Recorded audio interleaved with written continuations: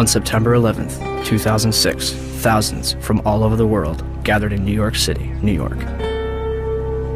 They wore black shirts, reading Investigate 9/11, and held banners that read, "Ask questions, demand answers." This day marked the 5th anniversary of the terrorist attacks of September 11th, 2001. Although the 9/11 Commission report had been published over 2 years prior, many Americans and citizens worldwide remained convinced that the truth was being withheld from the public.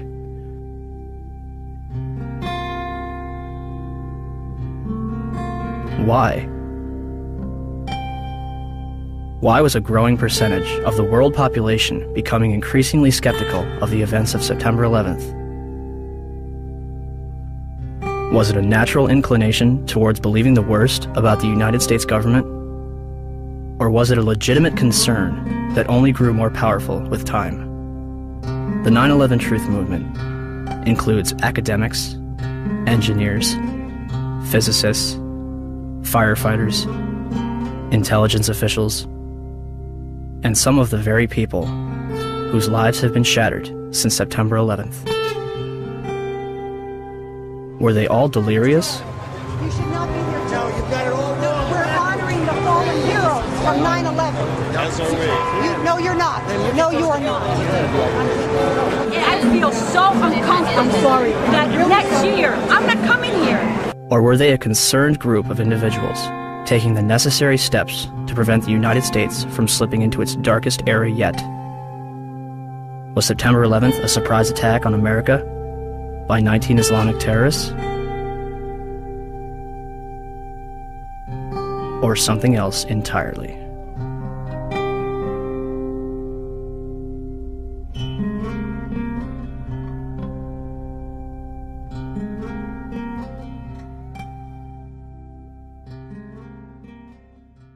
George Bush has spent an uncomfortable day with his people trying to explain away why he failed to pass on warnings the White House had received before September the 11th that terrorists were planning to hijack American aircraft. What happened that day has cast a shadow over just about every area of American life. Now one of the country's best-known journalists has said that the American response to the so-called war on terrorism has created a climate of effective censorship in a land claiming to be the home of free speech. There's never been an American war, small or large, in which access has been so limited as this one. The belief runs so strong in both the political and military leadership that those who control the images will control public opinion. Does it suggest that there was somebody on the inside? He kind of compared it to the Godfather story, you know, where the gun was placed in the men's room. There is also a possibility this could be some kind of inside job. May it have been an inside job? Might these people have gotten help from the inside? I was speculating about that along with others early this morning, but now there's a lot more evidence that suggests it's almost certainly the case. It's an obscene comparison, I'm not sure like it, but there was a time in South Africa that people would put flaming tires around people's necks if they dissented. The fear is that you'll be necklaced here. You have a flaming tire of lack of patriotism put around your neck. Now, it's that fear that keeps journalists from asking the toughest of the tough questions and to continue to bore in on the tough questions so often. People let us stay out of our business. A country that hides something is a country that is afraid of getting caught. And in particular, this Bush administration, who is as tight with Saudi Arabia as you can get.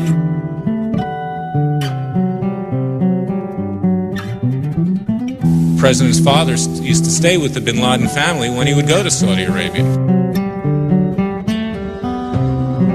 In the past, though, the FBI has sometimes made problems worse by ignoring or denying them. FBI management intentionally and repeatedly thwarted and obstructed my attempts to launch a more comprehensive investigation to identify and to neutralize terrorists.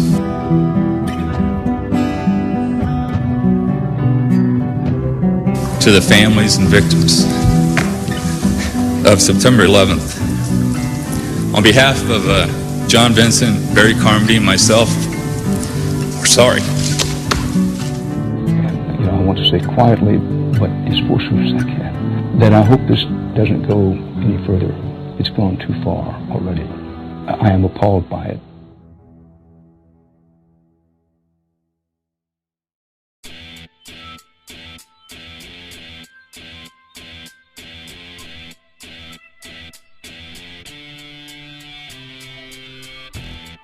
On September 13th, the United States government declares that it has overwhelming evidence that bin Laden is responsible for the attacks. The Taliban offers to hand over Osama bin Laden if the United States can provide evidence. Our position in this regard is that if America have evidence and proofs, they should produce it, and we are ready for the trial of Osama bin Laden in the light of evidence. Are you willing to hand Osama bin Laden to the United States or no? No. Without evidence, no. September 23rd, 2001. The Secretary of State said the administration would soon be able to document its case in public against the Al-Qaeda network and Osama bin Laden. And I think it'll be persuasive. By the next day, the White House was already backpedaling. But is there any plan to present public evidence so that, the average citizen, not just Americans, but people all over the world, can understand the case against bin Laden? Well, I think as Secretary Powell said, there's hope to do that and to do so in a timely fashion over some course of time. But I think the American people also understand that there are going to be times when that information cannot immediately be forthcoming, and the American people seem to be accepting of that. It seems as though you're asking everyone to trust you. This information has yet to be provided to the public. Instead of taking credit, bin Laden denies involvement in the attacks 3 times. December 13th, the Department of Defense releases a videotape allegedly discovered in a house in Jalalabad, Afghanistan. Osama bin Laden describes the attacks along with Khaled al-Harbi. American mainstream media and even President Bush would portray this videotape as absolute proof of his guilt. International establishments question the authenticity of the tape. December 26th, 2001. A Taliban official claims that he has attended the funeral of Osama bin Laden. The next day, a video believed to be recorded on November 19th is broadcast, in which bin Laden praises the attack, but takes no responsibility. The next bin Laden video would not appear until October 29th, 2004, days before the presidential election. The video is described as the clearest claim of responsibility for 9/11. And when questioned why bin Laden's most wanted poster does not indict him for 9/11, the chief of investigative publicity for the FBI, Rex Toome, replied, 9/11 is not mentioned on bin Laden's most wanted poster is because the FBI has no hard evidence connecting Osama bin Laden to 9/11. Clearly, I couldn't really believe what I had just heard, so I repeated it, and he said, yes, that is correct. The FBI has no hard evidence connecting Osama bin Laden to 9/11. What evidence do they have? 2 bags belonging to Muhammad Atta checked in at Portland Airport but failed to make Flight 11 at Boston, containing a 757 video tour and flight manual, an Arab-English dictionary, a handheld flight computer, a Quran, and his will. Why would Atta take his will onto a plane that would be destroyed in a fiery inferno? Marwan al-Sheikh's rental car, discovered at Logan Airport, containing an Arabic flight manual, an airport restricted area pass, and documents from Huffman Aviation. Nawaf al-Hazmi's rental car, discovered at Dulles Airport, containing Muhammad Atta's instructions, a check for a flight school in Phoenix, 4 drawings of a 757 cockpit, a knife, and maps of Washington and New York. Satam al-Sakami's passport, discovered below the Twin Towers. Well, Dan, not far from here, a passerby found the passport of one of the hijackers. How does a passport fly out of a man's pocket through a 400-mile-per-hour airplane crash, survive 9,000 gallons of jet fuel, and land intact on a sidewalk 1,000 feet below? Mahed Maked and Nawaf al-Hazmi's ID cards discovered in the wreckage at the Pentagon. An ID, Saeed al-Ghamdi's passport, Ahmed al-Nami's driver's license, passport photos, and a business card found in Shanksville. The list goes on. A former high-level intelligence official commented to New Yorker magazine, "Whatever trail was left deliberately for the FBI to chase." They used hundreds of different payphones and cell phones, often with prepaid calling cards that are extremely difficult to trace. And they made sure that all the money sent to them to fund their attacks was wired in small amounts to avoid detection. Small amounts? Lieutenant General Mahmoud Ahmed, the director of the Pakistani Inter-Services Intelligence Agency, the ISI, was reported to have wired $100,000 to Muhammad Atta in August 2001. This transfer was facilitated by Saeed Sheikh, the man who allegedly kidnapped and murdered Wall Street Journal reporter Daniel Pearl, who is investigating the ties between the ISI and Islamic militants. And the Pakistanis, of course, if you know your history, have only been a couple of degrees of separation away from the so-called Al-Qaeda hijackers. The ISI has had a long-standing relationship with the Central Intelligence Agency, dating back to the 1980s with the establishment of the Mujahideen in Afghanistan, which would evolve into Al-Qaeda. I focus in on the wire transfer that General Mahmoud Ahmed wired to Muhammad Atta right before 9/11. That's pretty crucial because General Mahmoud Ahmed was actually meeting with key Washington, D.C. insiders, Senator Bob Graham, Porter Goss, the future director of CIA, on the morning of 9/11. And he has a relationship not only with the CIA, but with Dick Armitage at State Department, Mark Grossman at State Department. Yes. Are you aware of the reports at the time that ISI chief was in Washington on September 11 and on September 10th, $100,000 was wired from Pakistan to these groups here in this area?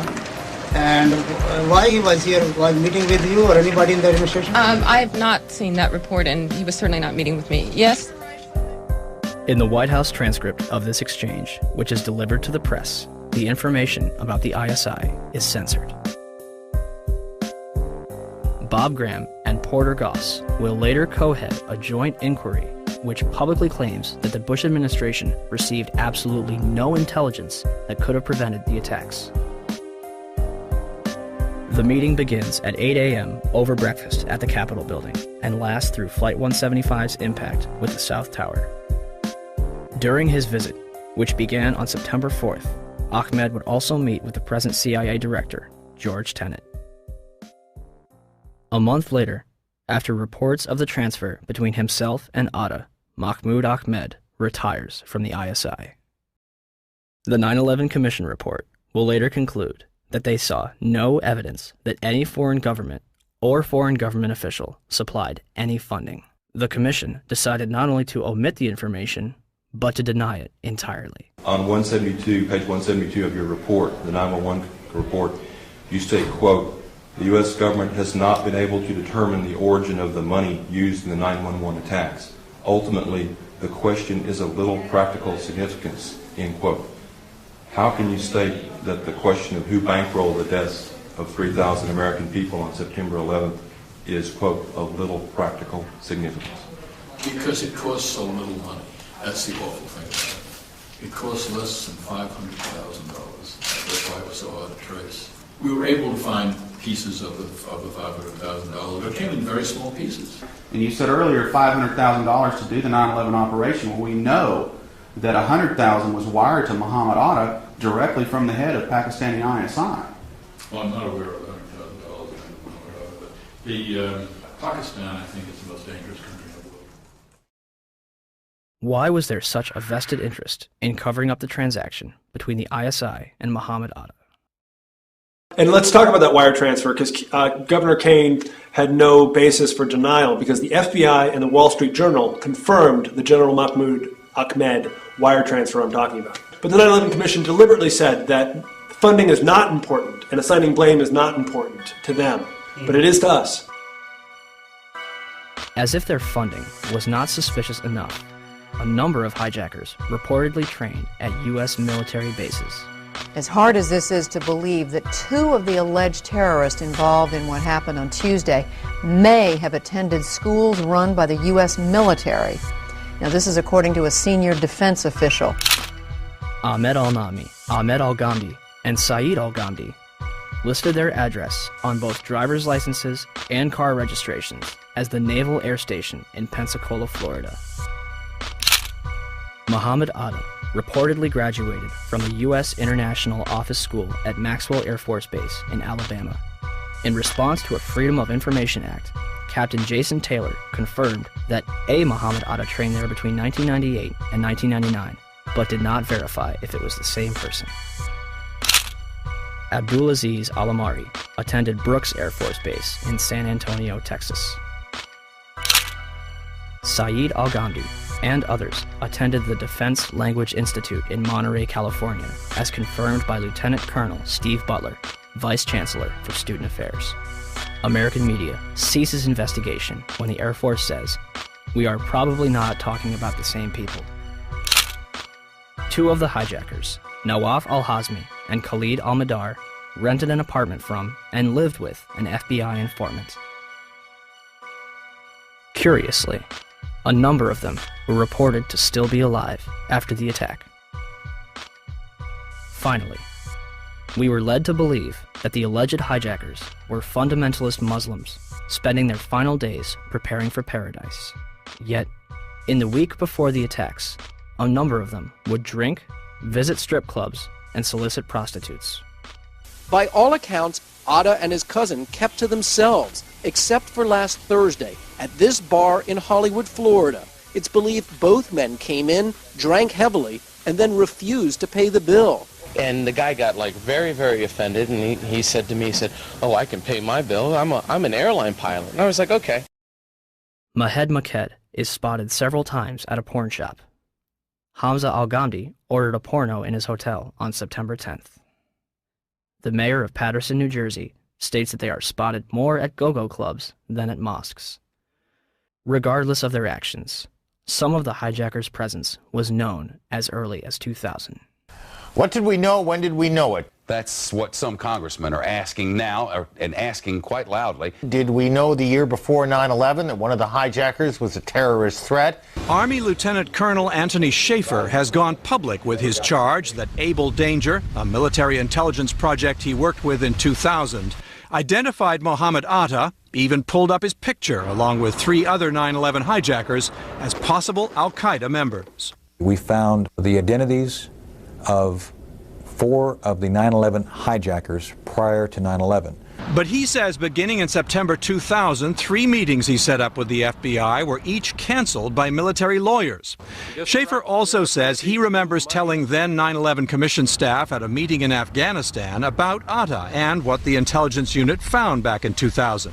And he was surprised that it did not show up in the Commission's report. I'm told confidently by the person who did move the material over that the 9/11 Commission received 2 briefcase-size containers of documents.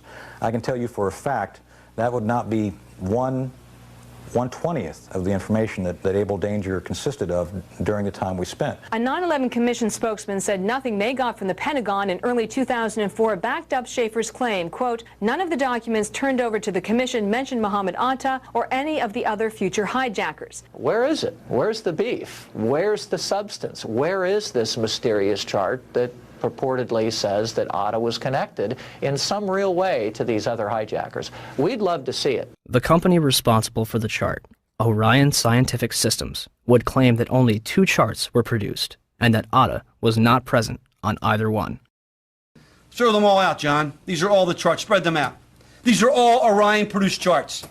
These charts were all done by the data mining efforts. So the Orion Corporation lied to the Senate Judiciary Committee staff. All data mining efforts, and yet the company said to the Senate Judiciary staff, "We don't have any of those charts. They're not ours." Well, here they are. And their logos are on each one of them. Well, Mr. Chairman, at least 2 of the 5 people that were going to appear today were threatened with removal of their security clearances if they continue to talk about this. This is going Are you back. at liberty to identify who those 2 are? I will to you. I'd rather do it privately since the Defense Department has chosen not to allow anyone to testify, but I will provide that information to the committee. For the life of me, I don't understand why, as I understand it, I stand corrected if I'm wrong, but I understand the witnesses we assumed we were going to get to hear from the Defense Department have been pulled. They may be or may not be in the room, but have been instructed that they cannot testify. I think that's a big mistake. This is actually a chart of Al-Qaeda and the various cells around the world. Much of this data, most of it was obtained prior to 9/11 by the work of Abel Danger. As you see, there is an actual photograph of Muhammad Atta. What does that depict generally? It depicts the organizational and activity associations of Al-Qaeda operatives that were involved in 9/11 and related events. And at the time, if the Commission had looked into this in early 2004, the charts that had Muhammad Atta on it still existed. There was a chart in Mr. Smith's office. There was the chart that still should have been in the Defense Intelligence Agency because it wasn't destroyed within Lieutenant Colonel Schaefer's files until the spring of 2004. The same with the chart that Mr. Smith had. Our support to Abel Danger became severely restricted and ultimately shut down due to intelligence oversight concerns. I was supported vigorously by both the LEWA and the INSCOM chain of commands, and we actively worked to overcome this shutdown for the next several months. In the midst of this shutdown, I, along with one of my analysts, Chief Warrant Officer 3 Terry Stevens, were forced to destroy all data, charts, and other analytical products that we had not already passed on to SOCOM related to Abel Danger. Another former DOD official will testify today that he was ordered to destroy up to 2.5 terabytes of data. Now, I don't know what a terabyte of data is, so we contacted the Library of Congress. It's equal to 1/4 of all the entire written collection that the Library of Congress maintains. Are you in a position to evaluate the credibility of Captain Philpott and Colonel Schaefer, Mr. Westphal, Ms. Preissler, Mr. J.D. Smith, as to their credibility when they say they saw Muhammad Atta on a chart? Yes, sir. I believe them implicitly. Lieutenant Colonel Tony Schaefer, who was the first member of Abel Danger to go public, has now been told in writing by the Defense Intelligence Agency that he can't speak to members of Congress or their staff without prior approval. And now a security clearance, which allowed him to deal with classified information, has been pulled. The congressman says Schaefer has been gagged, punished for speaking up. The official response to Abel Danger began in September 2005 with a letter from 9/11 Commissioner Slade Gordon to Senator Arlen Specter. Gordon concludes by saying that since Condoleezza Rice, President Bush, and the White House denied that Abel Danger identified the 9/11 hijackers, it never happened. A 6-month investigation by the Senate Intelligence Committee concluded in December 2006 that Abel Danger did not identify Muhammad Atta or any other 9/11 hijacker. Can we be certain that the hijackers were radical Muslims on a suicide mission? Or is there a possibility that they were trained, funded, and protected in our own country? Major Deskin? Yes, ma'am, Sergeant Lorda. Yes. I'm just letting you know for information we're having exercise, SF exercise. We're having a calm out. Okay. Guys. Happy, thanks. All right, thank you. Between September 2000 and June 2001, the Federal Aviation Administration, FAA, would scramble fighter jets to intercept errant aircraft 67 times. Interceptions are routine and usually occur within 10 minutes of a sign of trouble, such as permanently losing radio contact and transponder signal or flying off course. On the morning of September 11th, according to official accounts, 4 commercial airliners would be off course and out of communication, and not one of them would be intercepted. How is it that on 4 separate occasions on one day that $1 trillion military and intelligence infrastructure could fail?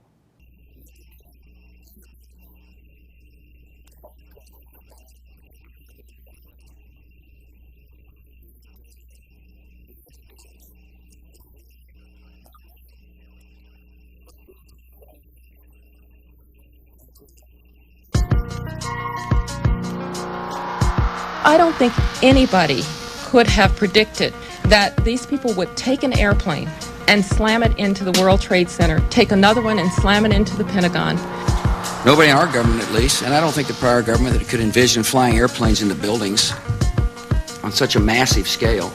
But that turns out not to be true. U.S. military planners did envision and practice those very scenarios. As reported by USA Today, the North American Aerospace Defense Command, NORAD, conducted exercises with fighter jets, simulating hijacked planes flown into the World Trade Center in the 2 years before the attacks. Pentagon planners also envisioned the attack on the Pentagon 5 months before it happened. According to this April 2001 Pentagon email, Air Force officials wanted a war game, having a terrorist group hijack a commercial airline and fly it into the Pentagon. The idea was to check response times to launch fighter jets, but according to the Pentagon email, the plan was ultimately rejected by senior Pentagon officials as too unrealistic. Still to come are big questions about NORAD's response on the day of the attack. Why, despite all the exercises and the planning, Peter, jet fighters were not in place anywhere near New York or Washington. Quite an amazing story. Many thanks, Brian. Brian Ross. One drill, called Amalgam Virgo, was conducted on June 1st and 2nd, 2001, and simulated successful terrorist attacks. Its purpose was to focus on unconventional threats, including an airborne hijacking. One plan would simulate the hijacking of a commercial airliner, which would be crashed into the Capitol. The second part of the exercise, which was planned but not executed before 9/11, involved 2 planes with actual pilots on the flight deck. FBI agents would hijack the planes and divert them to secure locations. And on its cover, Osama bin Laden.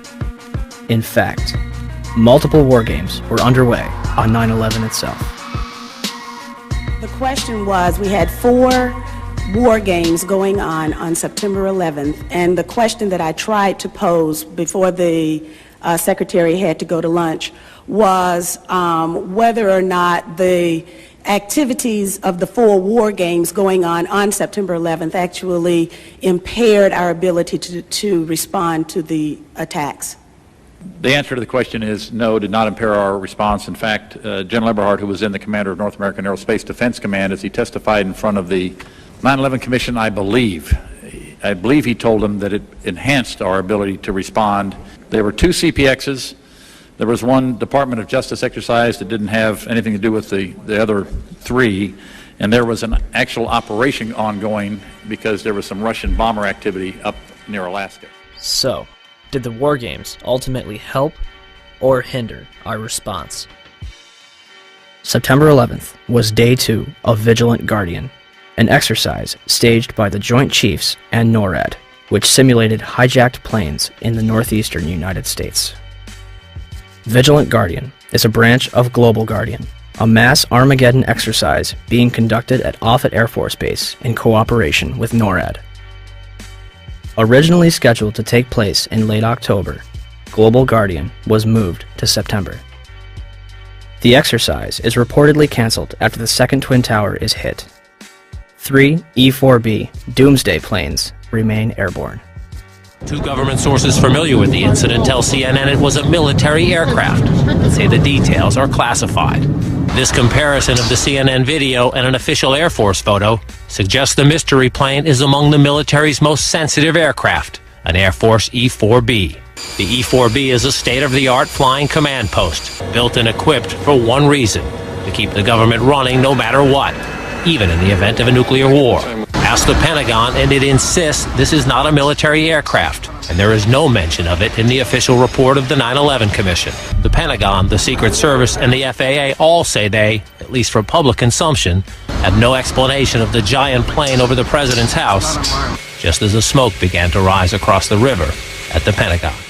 Barksdale Air Force Base also participated in Global Guardian. Instead of returning directly to Washington, D.C., President Bush would fly to both Barksdale and Offutt Air Force Base before returning to the White House. Another drill, Northern Vigilance, moved fighter jets to Canada and Alaska to monitor a fleet of Russian MiGs on a training mission. Northern Vigilance also placed inputs onto military radar screens. Also referred to as phantoms, inputs are simulated errant aircraft, which appear real to those participating in the exercise. We fought many phantoms that day. 3 F-16s from Andrews Air Force Base, located 15 miles from the Pentagon, are flown 180 nautical miles away for a training mission in North Carolina. Fort Belvoir, an Army base 10 miles south of the Pentagon, intended to test security in case of a terrorist attack. Employees in the Office of Emergency Management on the 23rd floor of World Trade Center Building 7 continue preparations for Tripod, a biological attack drill scheduled for September 12th.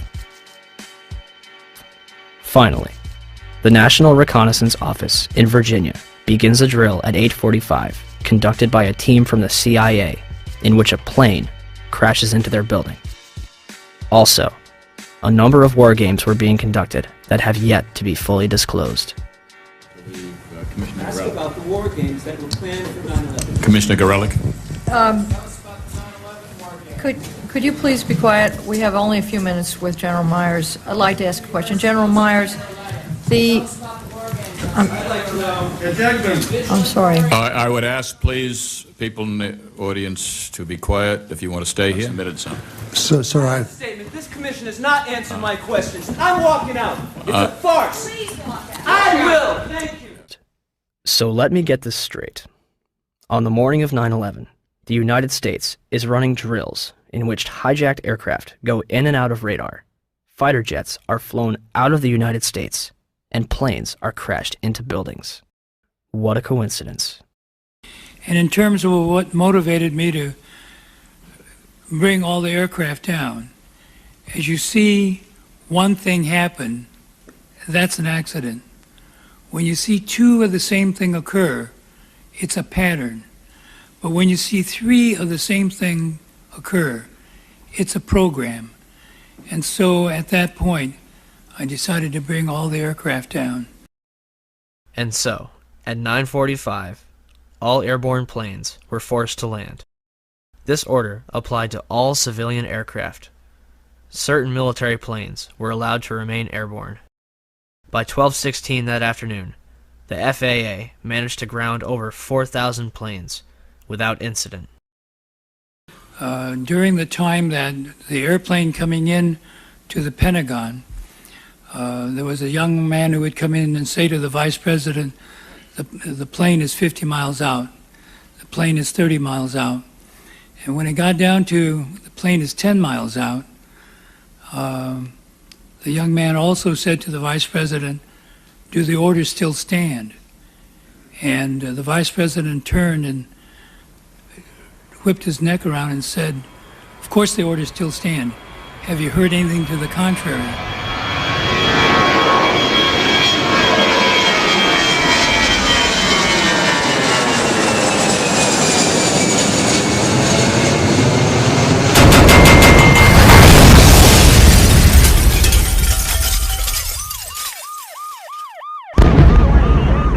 .37, Arlington, Virginia. American Airlines Flight 77 allegedly crashes into the ground floor of the Pentagon. Pentagon authorities will deny that the building had anti-aircraft defense. The FBI arrives within minutes, and the site is declared a federal crime scene, becoming their exclusive responsibility. With the help of civilians, they comb the Pentagon lawn for debris, and within 24 hours, they had confiscated every known video of the attack. Pentagon officials initially denied that any of their cameras captured the event. However, on March 7, 2002, 5 images taken by a security camera from across the heliport are released. For years, these 5 frames were the only public footage of the Pentagon attack. This would change on October 14, 2004, when Scott Bingham would file a Freedom of Information Act lawsuit requesting videotapes that captured the impact of Flight 77. Special Agent Jacqueline McGuire of the FBI located a CD-ROM that contains copies of 2 time-lapse recordings made by security cameras. released on March 16, 2006. A video taken from a Citgo gas station, which is open only to Pentagon employees, released on September 15, 2006. And the Doubletree Hotel in Arlington, Virginia, released on December 7, 2006. Agent McGuire concluded that the FBI possessed 85 videotapes that might be potentially responsive. As of this date, we have no clear images of what happened at the Pentagon on the morning of 9/11. The official story goes as such. American Airlines Flight 77 was taken over by 5 hijackers, led by Hani Hanjour. Hanjour entered the United States in 1996 to become a professional airline pilot. He would not complete a single course. It's kind of a waste of time. He wouldn't show up for flights on time, didn't do his homework.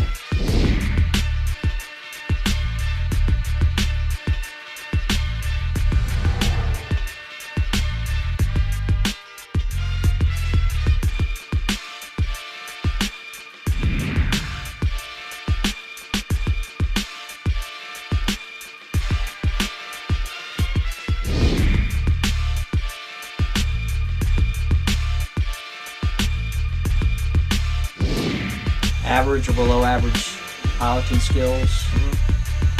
English was very poor, uneventful from our perspective.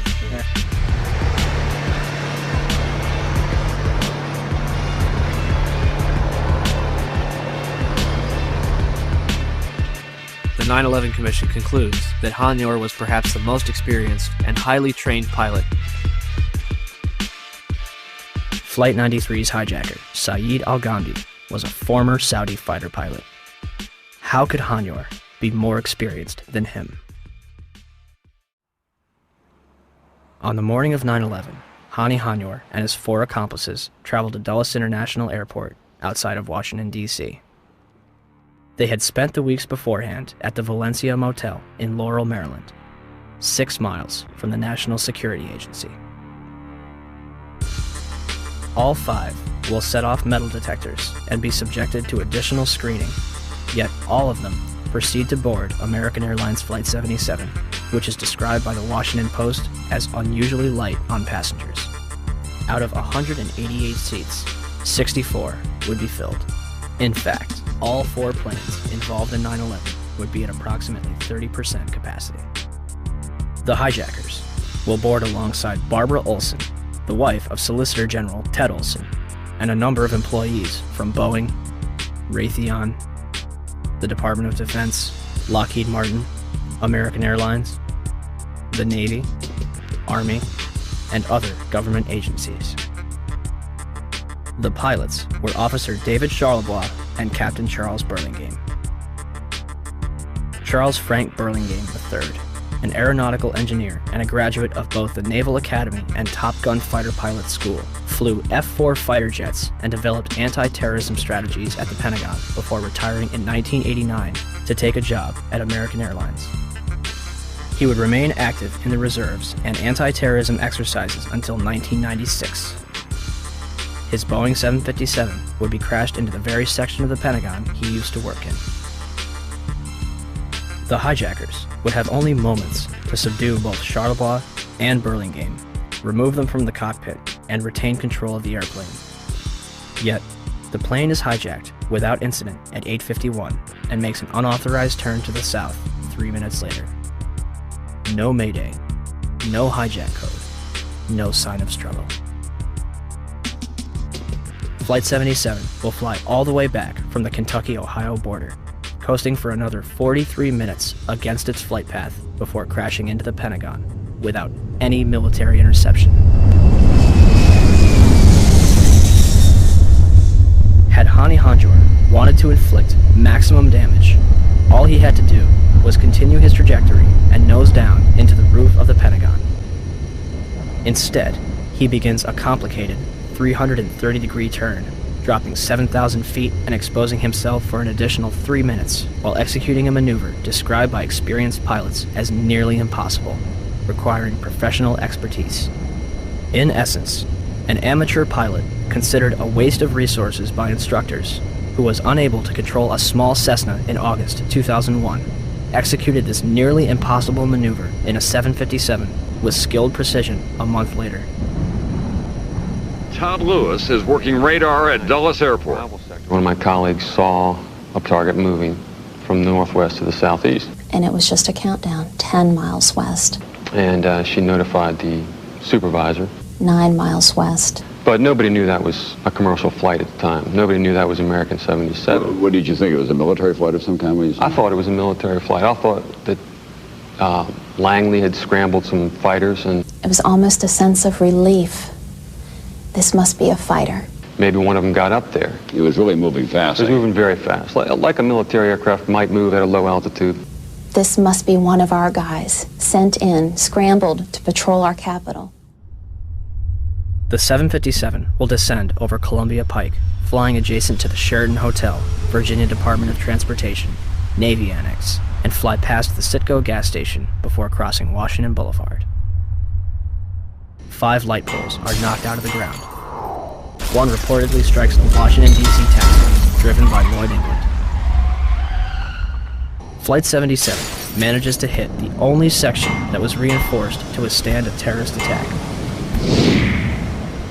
including reinforced steel and blast-resistant Kevlar windows an 1.5 inches thick. The renovation, planning for which had begun in 1991, was only days away from completion. Had the plane struck anywhere else, the casualties and damage would have been far greater. An area that normally would have housed up to 5,000 occupants yielded 125 casualties. The Pentagon's outer wall had a hole approximately 20 feet in diameter on the first and second floor, and visible damage 90 feet across the first floor. I would say if it was 16 feet diameter, 20 feet tops, that's what would start me so curious. As I was trying to find something, there was no marks on the grass. Something never hit the ground. It didn't hit the heliport. I mean, it was a precision or awfully lucky hit. I mean, I don't know how it didn't bounce. I don't know how it hit directly in the side of the building without touching the ground, going as fast as it obviously was going. But I can't believe the thing is more than a garage door. And again, the classic airplane crash has wreckage. I mean, they found axles from the Ryder truck in Oklahoma City. I can't believe they can't find an engine. Opinions differ at this point. People that believe a 757 hit the Pentagon, and people that don't. Those that believe a 757 did hit are fueled by the damage path,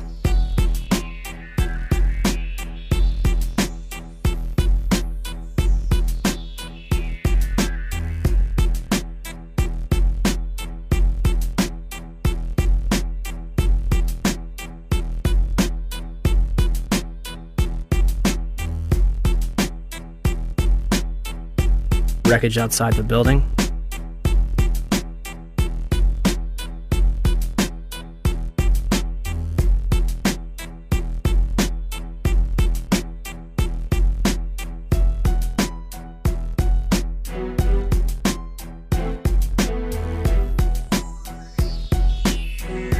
and eyewitness testimony. While we were sitting in the office, and all of a sudden we heard some rumbling, something is kind of hitting us. Very imminent things could happen. So we look at each other, and it really, the noise is unbearable. And at the last moment, my brother jumped out the office. I heard about the very weak jet sound. Looks like just up to here. I just look at the outside, big black wings coming that way. And then I just running out, and then 2-3 seconds, boom! We're used to seeing planes. Maybe a 20-passenger corporate jet, no markings on the side. I saw a plane going down, big plane, commercial liner type. And I saw this jet coming in, and it was really low, and it was an American Airlines jet. You could read the AA on the side, silver fuselage. This particular plane was awful low, and as we were coming down on a 395, it came across in front of us, and it was low. Coming in at a shallow angle like it was landing right into the side of the Pentagon. It just happened. It was really amazing. huge explosion. So you actually saw the plane impact the side of the building? Yes, I did. Just one plane? Just one plane. I basically made a turn too early and ended up right in front of the Pentagon on Route 27, which goes just, I didn't even know it was the Pentagon. I mean, I've grown up in this area, but I just am basically never over there. Besides, you can't really tell it's five-sided anyway, so I didn't even know it was a Pentagon. So, but I was just in traffic. My main focus was that I was late for this service, and we were stuck in totally standstill traffic, just sitting dead still on the highway. And basically, without warning, there was just the sensation of something coming over the top of us. It seems the plane was so low that it hit a light pole that was just on the edge of the highway, on the far side there. Before it came over the highway, it clipped this pole, which I heard ended up being knocked over and hitting a taxi, which was near my car. Okay, my name is Lloyd England. 9/11, I was driving my car on my way home. This airplane flew over top of my car. It was real close. Something, glass, a loud noise happened, and the pole came through the dashboard, right through the car. I stopped the car in the middle of the street. It didn't stop straight, it stopped at an angle. As far as the plane went through, it didn't come back in until I stopped the car and got out. Then I looked for the plane. There was no plane, but it was quiet. If had nobody seemed to have indicated where something happened, I wouldn't have known. And I was there. I mean, I'm there. And the plane, the wing spread would have been from that house, maybe halfway in my house. And the big wing, the big motors underneath of them. And nothing was left out? Those that think a 757 did not hit are fueled by the damage to the building and lack of large structural debris outside. Particularly, the lack of damage from the wings and vertical stabilizer, and the fact that those objects, as well as the engines, were never fully recovered. Is there anything left of the aircraft at all? First of all, the question about the aircraft, there are some small pieces of aircraft visible from the interior during this firefighting operation that I'm talking about, but not large sections. In other words, there's no fuselage sections and that sort of thing. They said it was a plane, and I didn't see any pieces of any plane, and I couldn't believe that a plane hit the building. There are numerous parts to a 757 that are virtually indestructible. To date, we have not seen a single piece positively identified as Flight 77's. The fact that an exit hole inside the Pentagon is not explained by any official report on the attack. The fact that there was no impact damage on the lawn. And the fact that out of the videos that have been released, none of them clearly show a 757. The outer wall will collapse 20 minutes later, leaving a hole approximately 70 feet wide. What hit the building may be important. However, our focus should be on why it was hit in the first place. The section hit was the headquarters of Naval Operations, Naval Intelligence, and the Navy Command Center. Army personnel were also killed. A number of accountants and budget analysts were also present at the time and killed in the attack. The Arlington County After Action Report states that important budget information was in the damaged area. It's interesting that 24 hours prior, Donald Rumsfeld publicly made this announcement. According to some estimates, we cannot track $2.3 trillion in transactions.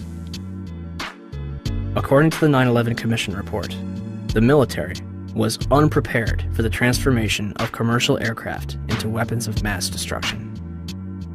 Counterterrorism forecaster Marvin Citron authored a report in 1994 for the Department of Defense, warning of Washington's vulnerability to terrorist attack. We predicted a plane could have crashed into the Pentagon. That's about as specific as you can be. If you made a right turn at the Washington Monument, you could hit the Pentagon. A left turn, you could hit the White House.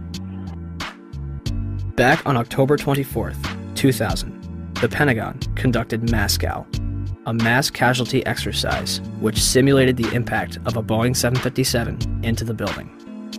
I'm very curious, and as time goes by, makes you more curious as you have time to dwell on the details and all the information is becoming available. I can't drive my car that well, but I can't imagine somebody just climbing behind the wheel of an airplane and doing what they did and doing it so well. Basically, it was the strangest day I've ever spent in my entire life. It was like in slow motion. I get chills every time I hear the audio. Physically, I swear I get chills every time I watch the video. I can feel the heat. I can smell the fuel, or I can smell the burning. There's been a lot of curiosity, I think, in time, and even for me who was there. I still have questions of, did I really see what I think I saw? You know, when you're led to believe and you think you believe what you think you saw, I think that you begin to buy into it. But the more you dwell on it and the more the evidence comes forward, the questions get larger and larger and larger. I'd like some conclusion. I mean, I'm sure the families would, and I'm sure the military knows a lot more than we do in the government. But I'm just astounded that they don't share more of the information that's available. If the government was 100% forthcoming and wanted to squelch any doubt as to what happened, why have they controlled the evidence so strongly? Why is there no positive identification of Flight 77? Why, when Vice President Dick Cheney was aware of an incoming aircraft up to 50 miles away, were employees allowed to remain in the building? Had a single alarm gone off inside the Pentagon, 125 people would be alive today, and hundreds more would not be suffering. And when it got down to the plane is 10 miles out, the young man also said to the vice president, "Do the orders still stand?" And the vice president turned and whipped his neck around and said, "Of course the orders still stand. Have you heard anything to the contrary?" Norman Minetta's testimony would be completely unreported by the 9/11 Commission. It would also be censored from the online archives of commission hearings. A spokesperson from the National Archive claimed that it was a technical snafu. The 9/11 Commission will later conclude that Vice President Dick Cheney did not reach the bunker until 9:58. My main concern is that in your testimony, you stated that Vice President Dick Cheney came into the POEC office at 9:20 when you arrived and he was already there. He was gone in front of Meet the Press and he said that he was there at 9:38. They did that because they'd received a report that an airplane was headed for the White House. This is Flight 77, which had left Dulles. Flight 77. It left Dulles, best we can tell, they came initially at the White House. The plane actually circled the White House? Didn't circle it, but was headed on a track into it. Tracking it by radar. And when it entered the danger zone and looked like it was headed for the White House was when they grabbed me and evacuated me to the basement. The plane obviously didn't hit the White House, turned away and we think flew a circle and came back in and then hit the Pentagon. Yeah, the 9/11 Commission report puts him there at 9:58 that morning. 9:58? Yeah, I don't know if you got a chance to read it, but it puts him half an hour later. So I don't mean to ask a rhetorical question, but to the best of your recollection, was Vice President Dick Cheney already there at 9:20? The flight you're referring to is the flight that came into the Pentagon. This was before Flight 77. Before American Airlines went into the Pentagon. Yeah. Norman Minetta was in the bunker with Cheney, and so the fact that that wasn't in the 9/11 Commission report was rather odd, don't you think? Yeah. Who was that young man? Did anybody ask who that young man was? How could Dick Cheney, or anyone in the administration, especially after an aide warned him a plane was 50 miles out and 2 planes had already struck the World Trade Center, allow the Pentagon to be struck? You know, am I prepared to believe that Dick Cheney would be capable of knowing about this kind of attack on the Pentagon, for example, and allowing it to happen? Well, from what I know about Dick Cheney, yeah.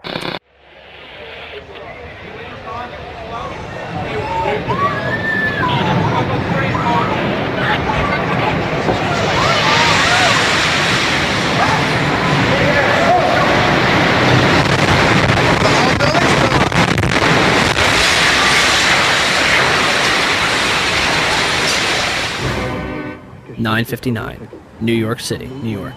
The South Tower of the World Trade Center, 110 stories tall, collapses to the ground in approximately 10 seconds. 29 minutes later, the North Tower follows suit, also collapsing in approximately 10 seconds. Later that evening, at 5:20, World Trade Center Building 7, 47 stories tall, collapses to the ground in under 7 seconds. The official explanation is that falling debris from the North Tower created a series of fires inside the building.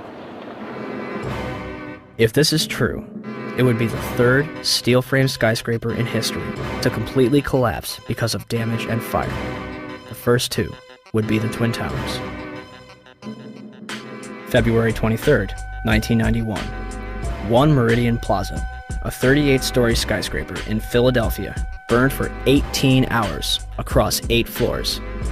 It is later described by officials as the most significant fire of the century. It did not collapse. October 17, 2004. A 56-story skyscraper in Caracas, Venezuela, built in 1976, burned for over 17 hours and spread across 26 floors.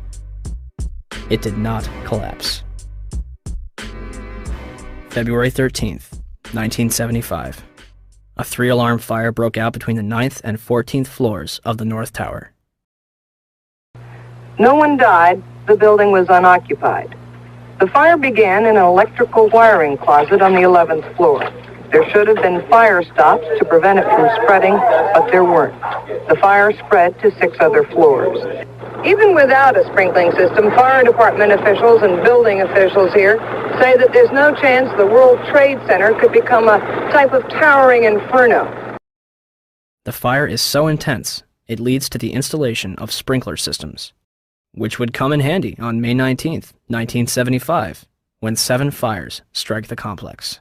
The South Tower had garbage fires dispersed between the 25th and 36th floor, and the North Tower had a fire on the 11th floor. 6 of the fires were minor, but the 7th on the 32nd floor of the South Tower caused heavy damage. Guess what? They did not collapse.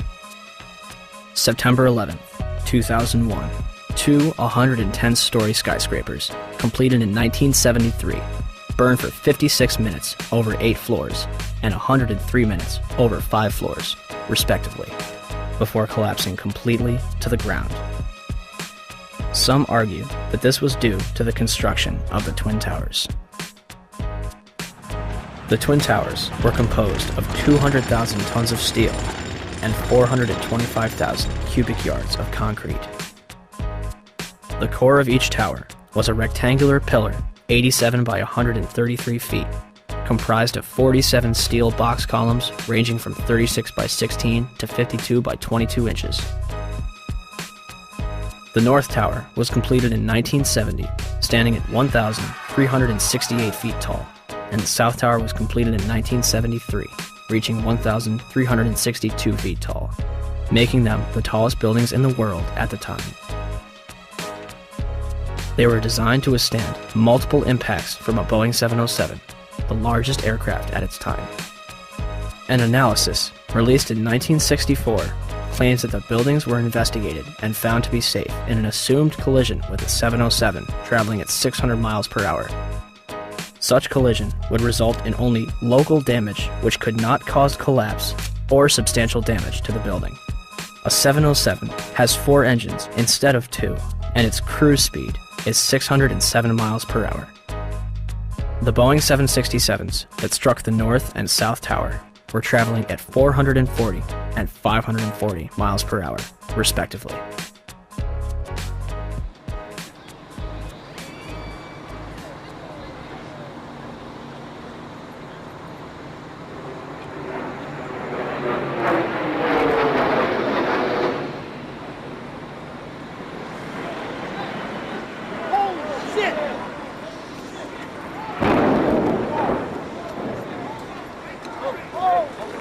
Breaking news on WCBS 880, right here, right now. I believe if we can get in touch with him, we have a witness who saw what happened at the World Trade Center. This apparently was a commuter plane that smashed into it with such force that the windows of the Pick-a-Bagel smashed with a big bang. Everybody was very frightened. Did you manage to see what kind of plane it was? No, I couldn't tell. It was a smaller plane. It looked like a smaller plane, but I couldn't tell. Not I'm not really sure. A medium-sized body plane with engines on both sides, almost like a gray-black color in nature on the plane. I would say it wasn't a huge jet, but it was a plane that sounded like it was a fighter jet overhead. I work right next door at 74 Trinity Place. We heard the first one come in. I didn't know what it was. It sounded like a missile. Oh my God, Ed, another plane just hit the World Trade Center. Another plane. It was a medium-sized plane. Unbelievable. It would appear, Jim, as if there's more smoke coming from the ground and we used to have another, things have fallen to the ground and are burning. And we have... One gentleman told me he was on the 65th floor standing next to an elevator when the elevator exploded and knocked him out of his shoes. Another woman said that she was working on the 49th floor and she's seen people in the stairwells with burns, broken arms. People are passing out of the stairwells from the heat. She says there's a lot of heat and smoke. It's a horrible scene here. I'm live at Broadway and Fulton. Allison Keyes, WCBS 880 News. All right, thank you, Allison.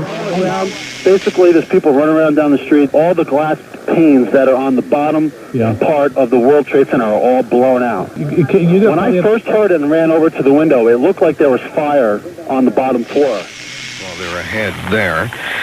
And all of this, the world... Oh, wait. Oh, my God. Oh, my God, the building fell. Are you there? The building just fell. You said it sounded like the 4th of July. You heard a big explosion before the building fell? I saw it as it was happening, and it sounded as if you had 100 of those little black cat firecrackers and you lit them all off at once. That's what it sounded like. It sounded like the finale of the 4th of July over the East River. Oh, my We just witnessed some kind of secondary follow-up explosion. 10 o'clock Eastern Time this morning, just collapsing on itself. We have no idea what caused this. Almost looks like one of those planned implosions. As if a demolition team set off. When you see the old demolitions of these old buildings, it's folded down on itself and it is not there anymore.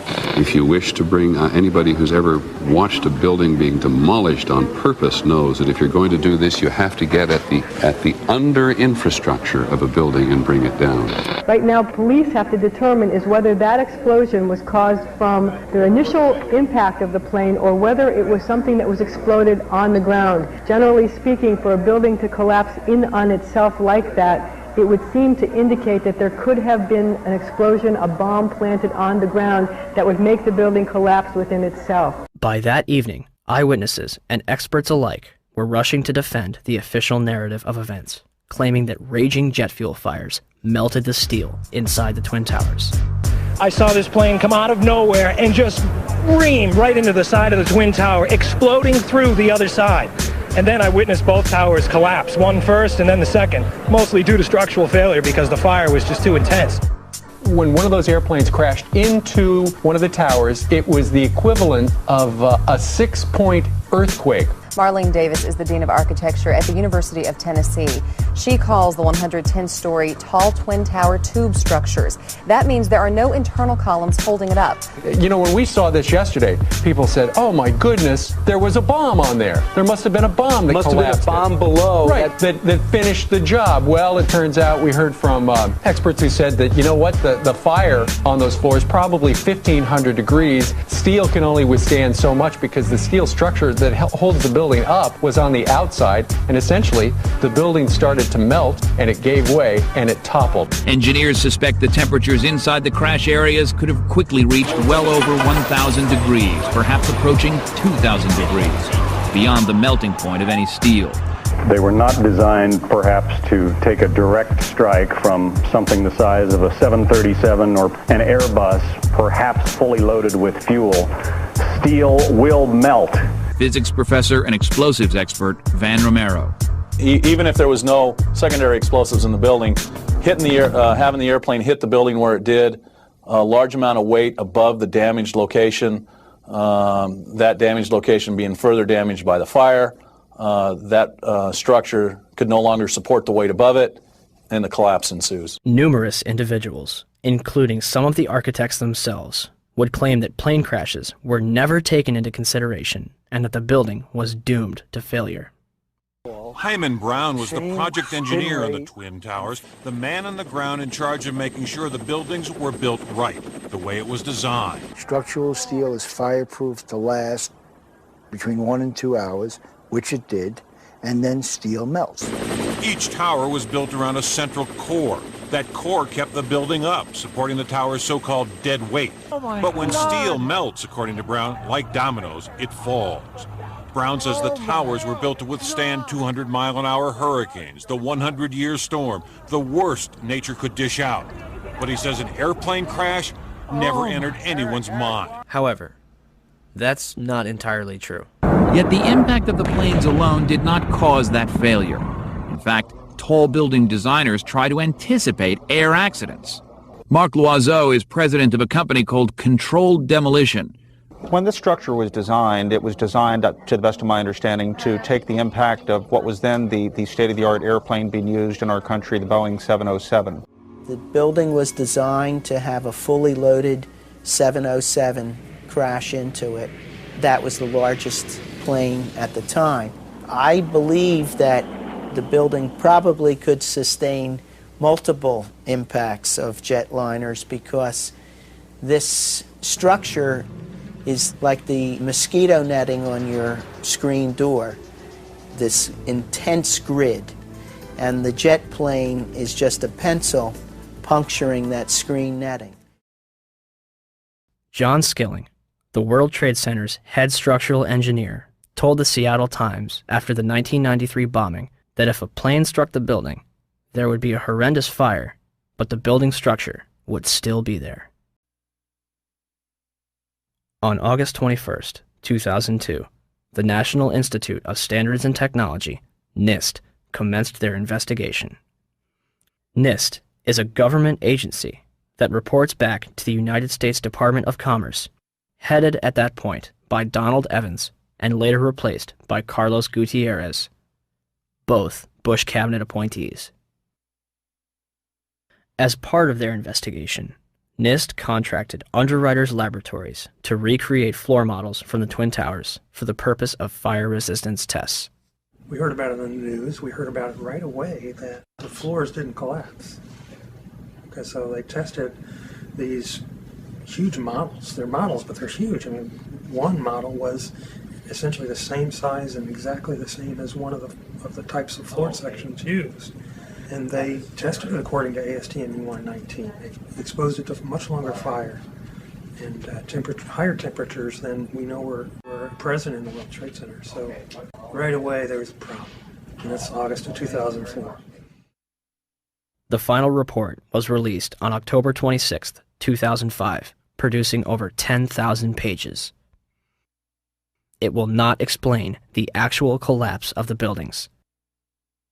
They only claim to get to collapse initiation and state flatly that it led to global collapse. The report, admittedly, does not actually include the structural behavior of the tower after the conditions for initiation were reached and collapse became inevitable. We were charged with finding out the cause of the collapse, and we found what happened. I think we've scientifically demonstrated what was required to initiate the collapse. Once the collapse initiated, the video evidence is rather clear. It was not stopped by the floors below, so there was no calculation that we did to demonstrate that, what is clear from the videos. NIST concludes that they found no evidence suggesting that the World Trade Center towers were brought down by controlled demolition. Where would people get an idea like that? 1. Except for material that was blown outwards, the Twin Towers collapsed into their own footprint symmetrically at nearly free-fall speeds. Newton's laws of motion determine how long it takes an object to travel a certain distance in complete freefall.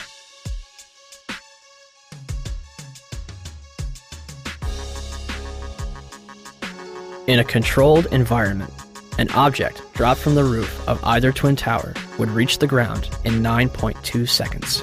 The 9/11 Commission report will state, at 9:58, the South Tower collapsed in 10 seconds. Even NIST says the tops of the buildings came down essentially in free fall.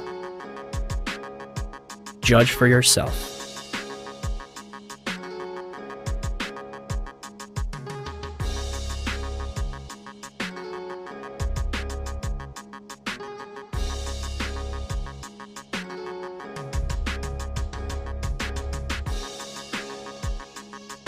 and our conclusion is that the building should not have fallen that rapidly if indeed fire caused the collapse. And in fact, there's one mechanical engineer, Gordon Ross, in the Journal of 911 Studies, who's done a thorough analysis based on conservation momentum. If the official story was correct, then the heating that was supposed to cause the failure would have been a much slower event, and it would have been an asymmetric event. For the tower to collapse straight down onto itself flies in the face of what we know about steel and how steel behaves. When we have a failure in one area, then the failures tend to continue within that area, and you'd see an asymmetric collapse, possibly the upper section falling off as it twisting away from the tower and falling off. But it's very unusual to see the upper section falling straight through the path of the greatest resistance, which was straight down through the middle of the tower. It just does not add up. 2. Molten metal exceeding 2,000 degrees Fahrenheit was discovered in the rubble of Ground Zero, underneath the Twin Towers and Building 7. Even with heavy rain on September 14th and 21st, a constant stream of fire retardants and water, described as creating a giant lake, these fires would not be extinguished until December 13th, 2001, making it the longest burning structural fire in history. Was the jet fuel responsible? Dr. Frank Gale, who was working with NIST, claimed in 2005. Your gut reaction would be that the jet fuel melted the steel. Indeed, it did not. The steel did not melt. The temperatures that we know existed within the collapse, within the debris pile, are physically impossible from an atmospheric jet fuel fire. Cannot be done. I'm curious about the pool of molten steel that was found in the bottom of the towers. I am too. And please tell me about it. Have you seen it? Well, not personally, but eyewitnesses there found huge pools of molten steel beneath the towers, and some scientists don't think that the collapse of the building could have melted all that steel. First of all, let's go back to your basic premise that there was a pool of molten steel.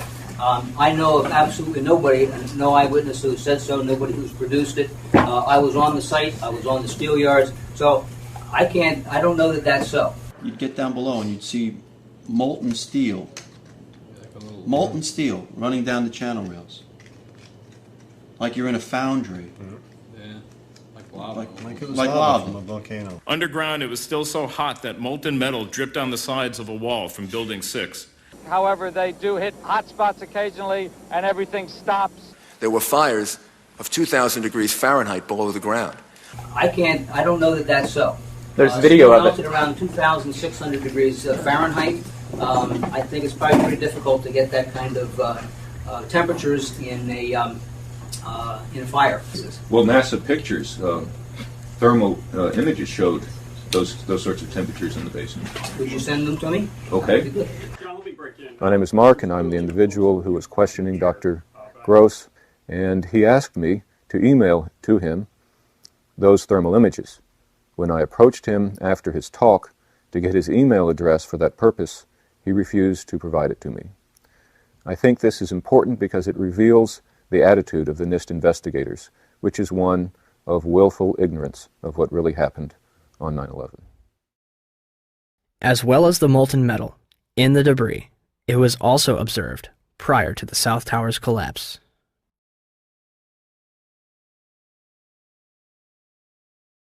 Also, a minute and 20 seconds before collapse, large amounts of white smoke begin pouring from the base of the South Tower.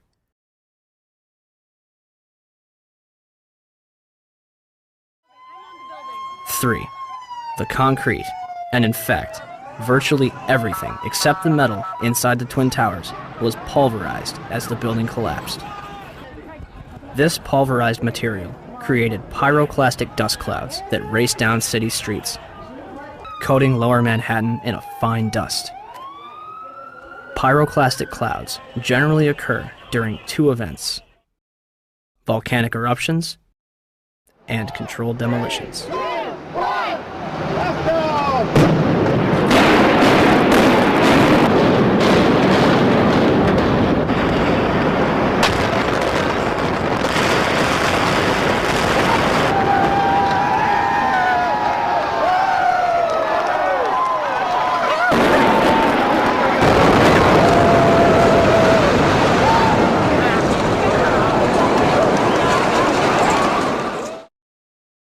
4.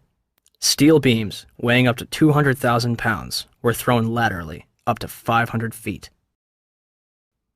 A cross-section from the World Trade Center weighing approximately 300 tons was embedded in the southeastern corner of the American Express building. This piece would have had to travel at least 390 feet, maintaining enough kinetic energy to embed itself in the corner of the building. What we should have seen in the debris pile was a pyramidal shape. If it had been a gravity-driven collapse, we would have seen a roughly pyramidal shape or a conic shape. What we actually did see was a massive ejection of dust and debris and large sections of steel from well away from the towers, tens of meters away from the towers. That's hard to see a reason for that within a gravity-driven collapse. 5. Firefighters and eyewitnesses reported a series of explosions before and during the collapses. And we heard the noise associated with an implosion. Secondary explosion on Tower 2. Some sort of explosive device. We're obviously having a bit of trouble right now maintaining our location because we just heard one more explosion.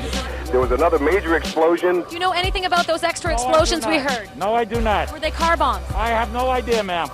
The street shook, and I heard like an explosion. Do you know if it was an explosion or if it was a building collapse? To me, it sounded like an explosion. We heard a very loud blast, an explosion. They were taking photographs and securing this area just prior to that huge explosion that we all heard and felt. Not clear now is why this explosion took place. When there was some sort of collapse or explosion. From street level, as though it had exploded up, a giant rolling ball of flame, and the firefighters screamed, "Run!" There was this blast of warm air. It wasn't hot. It was warm. And it picked me up and threw me up against the wall of the building. You were picked up off the ground. Physically picked up off the ground. I remember an explosion. At that point, I got knocked out. I don't remember anything. Then I got up, and I looked out the window because the windows exploded, and the street below caved in. And at that point, there was like fireballs coming up. An hour later than that, we had that big explosion from much, much lower. I don't know what on earth caused that. About 15 minutes after they made their entry, we heard a boom. I don't know if that was the infrastructure that was going or another explosion. Again, there has been a second explosion. John, just seconds ago there was a huge explosion, and it appears right now the second World Trade Tower has just collapsed. All of a sudden I heard rumbling and we all started running away from it. The glass blew out and threw me onto the sidewalk, and I couldn't see for 20 seconds. It was like holy hell coming down them stairs. And then when we finally got to the bottom, they were coming out on the mezzanine level there.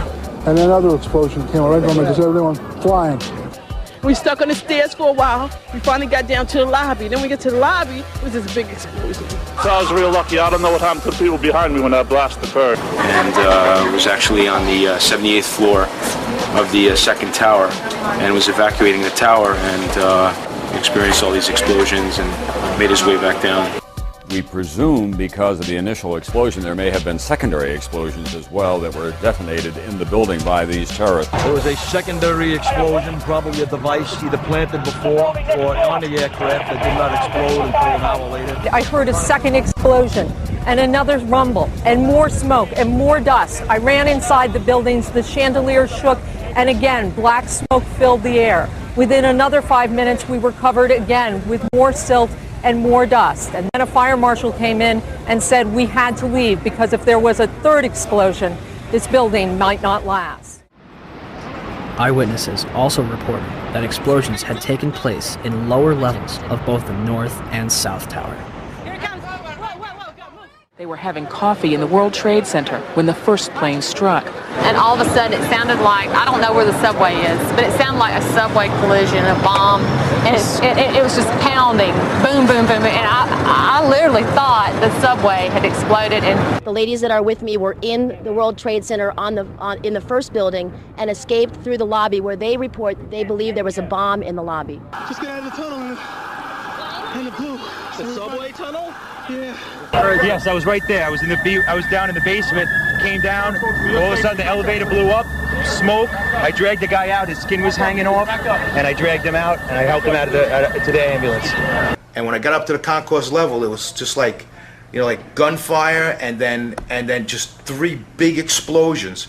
And even the turnstile was burnt and was sticking up, and they just told us to run. I heard the first explosion, and the elevator blew up. And as we were coming out, we passed the lobby. There was no lobby. So I believe the bomb hit the lobby first, and a couple of seconds then the first plane hit. Firefighter John Schroeder arrived in the lobby of the North Tower shortly after the first plane struck. So we're standing there in the lobby, we're getting all together. All of a sudden, we hear... I look down to my right, and the elevators exploded, something out of like a Bruce Willis Die Hard movie. People just come running out of the elevators, on fire, fireballed. I mean, it was like, what is going on here? There's something's up here. I mean, the plane's up there, now there's fire down here. People run around all on fire. This is crazy. So we were heading up to the 24th floor of the stairwell, and all of a sudden we heard, Mayday, Mayday, second plane, second plane. Swift, we're looking at each other like, come on, second plane? There's no way there's a second plane. Within seconds, our building got rocked. We got bounced around in the stairwell like pinballs, man. And we just said, you know what? Time to go. We got down to the lobby, and everything was blown out, exploded. Everything was... We were the only ones in the lobby now. We're going, wait a second here. Where is everybody? Because the building was coming down the outside. They moved to the command post, the World Trade Center, too. So now we're like, we didn't get no, where is everybody? We were in the lobby. It looks like everything was exploded. Everything was gone. We're like, what is going on here? We didn't know. We were like, this is crazy. But for every window in the lobby to be exploded, I mean, them windows were like as thick as forget it. They were 2-3 inch glasses. You know, come on. They exploded out of the lobby. You know, something. It wasn't from the jet fuel. No way. The elevators exploded. They were down from the lobby. The lobby was over here. That should never have happened. Something would happen there, and that wasn't. We came down. It looked like a bomb went off in the lobby. There was no fire. It just looked like a bomb went off. So, how was the largest and most puzzling architectural failure in history treated? The steel from the World Trade Center was mostly shipped overseas, eliminating any possibility of independent investigations. New York City's Department of Design and Construction contracted 4 companies for debris removal. Each was assigned a specific zone and controlled and monitored by a 3-person team. The operation was so controlled that in November, each dump truck used for removal of debris was fitted with a GPS locator. One driver took an extended lunch break and was dismissed from the job. By April 2002, over 185,000 tons of debris had been removed from Ground Zero. FEMA's Building Performance Assessment Team was not even granted access to Ground Zero.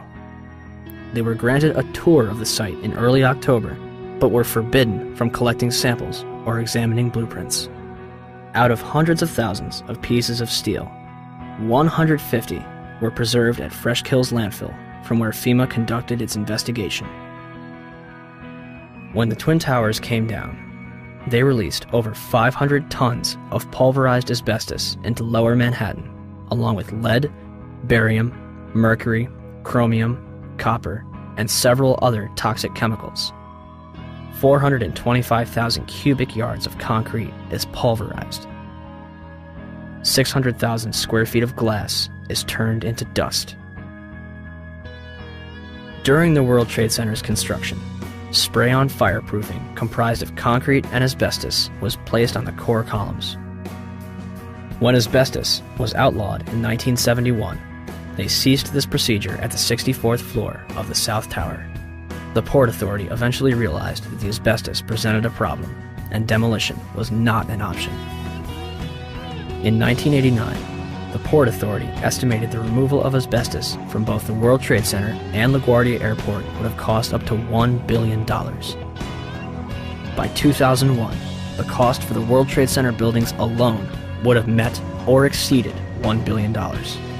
This money would sadly not be needed. Although it was clear that the air was not safe to breathe, the public was urged to return to Lower Manhattan. Wall Street opened back up on September 17th, and children were allowed to go back to school. Firefighters, police, and rescue workers were allowed to toil in lethal conditions using paper masks from Home Depot, while government officials walked around in hazmat suits. My name's John Field. I was hurt at Ground Zero during the cleanup. Wow, you know, I was only there for 5 days before I was horribly injured, and I mean horribly injured. Leading up to that day, every day I was there, I complained that it was an unsafe workplace. Someone's going to get hurt. It just happened to be me. But I let everybody know that someone would get hurt.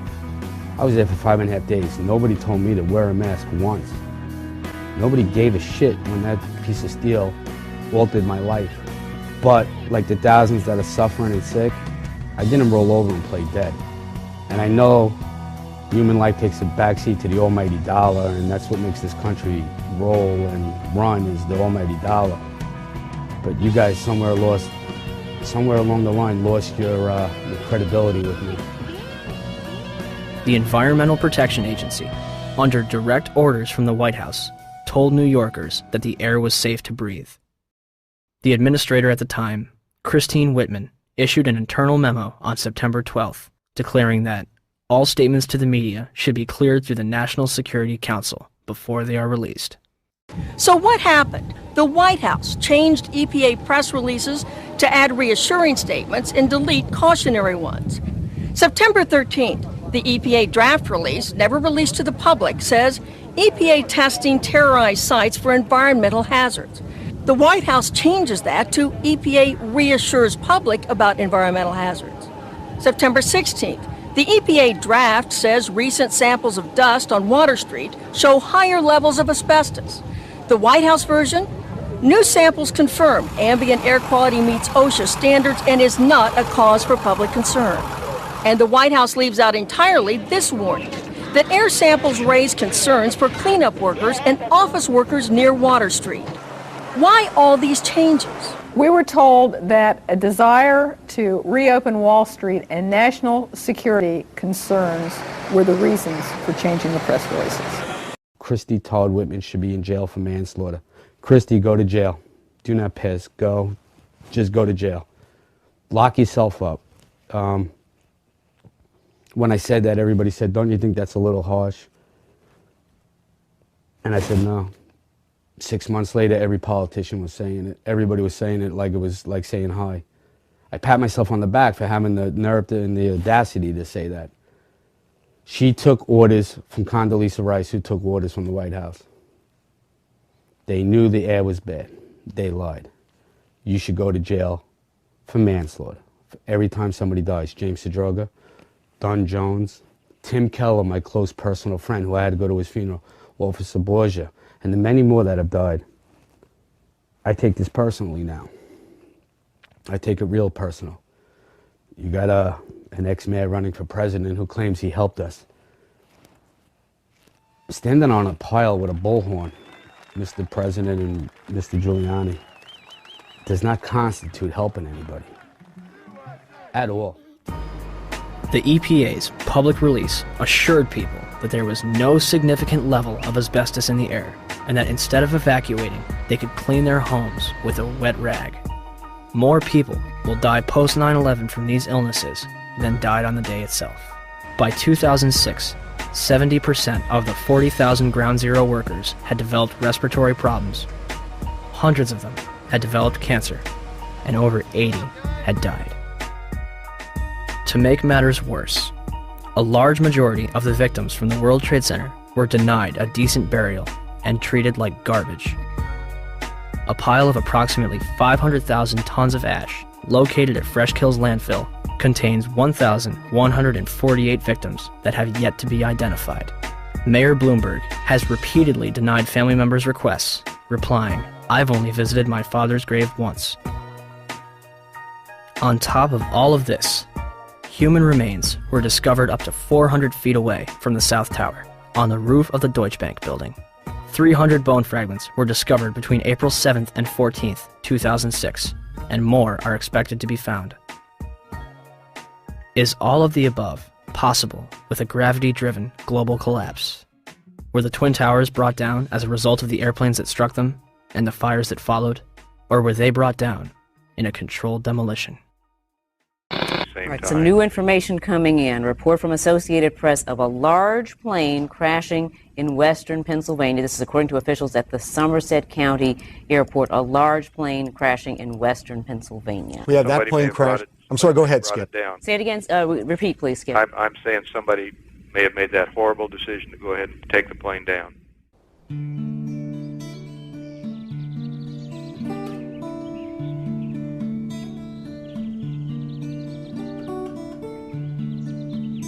(10:03 a.m.) Shanksville, Pennsylvania.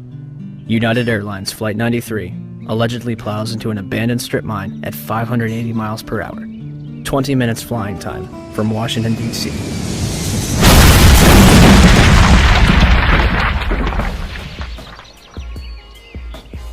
Originally, the official story is that passengers on board the plane overthrew the hijackers and sacrificed themselves to prevent further casualties.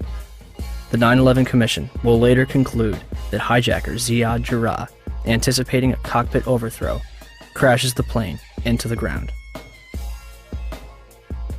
Debris from Flight 93 was found considerable distances from the crash site. The debris here is spread over a 3 to 4 mile radius, which has now been completely sealed off and is being treated, according to the FBI, as a crime scene.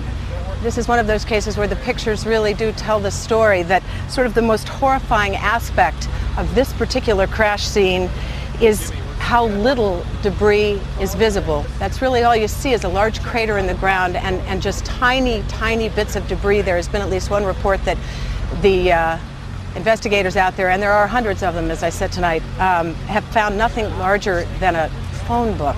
Well, Darren, in the last hour or so, the FBI and the state police here have confirmed that they have cordoned off a second area about 6 to 8 miles away from the crater here where this plane went down.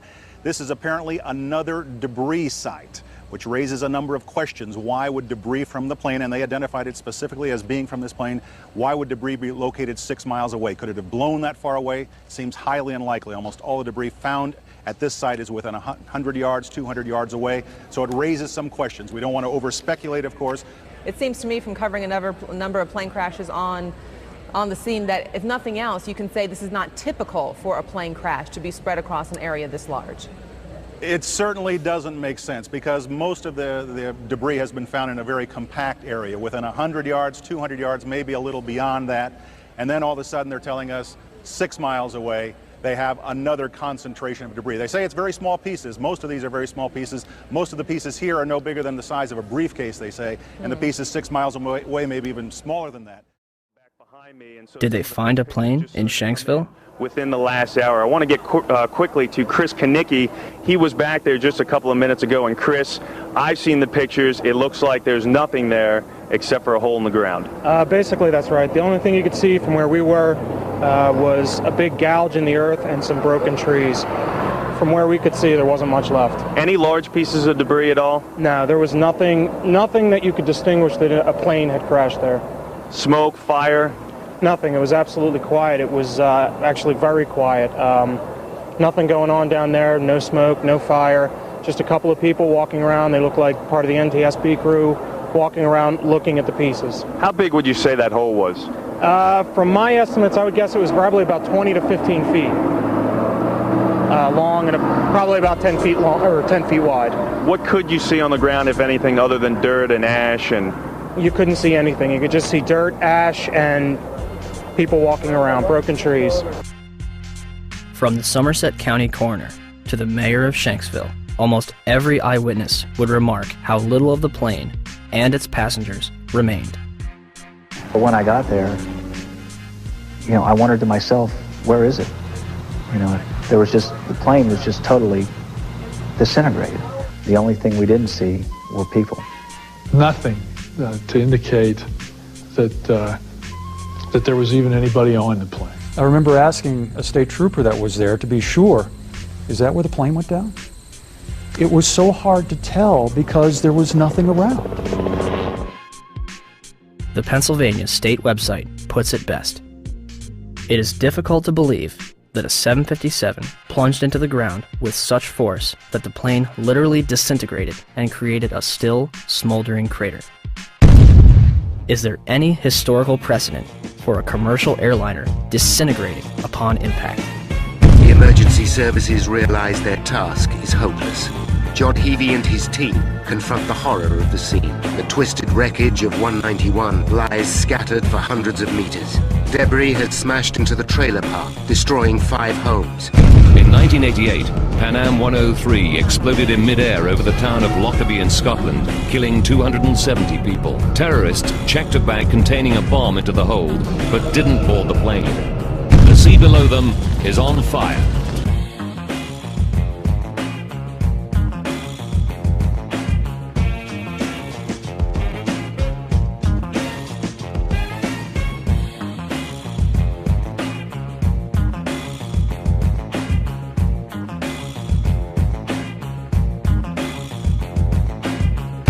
Saying that the pilot was able to dump fuel over Jamaica Bay. It immediately veered over to the right, and it came nose down, only a block away from where I was working. And the room just exploded. My daughter got blown through the patio doors.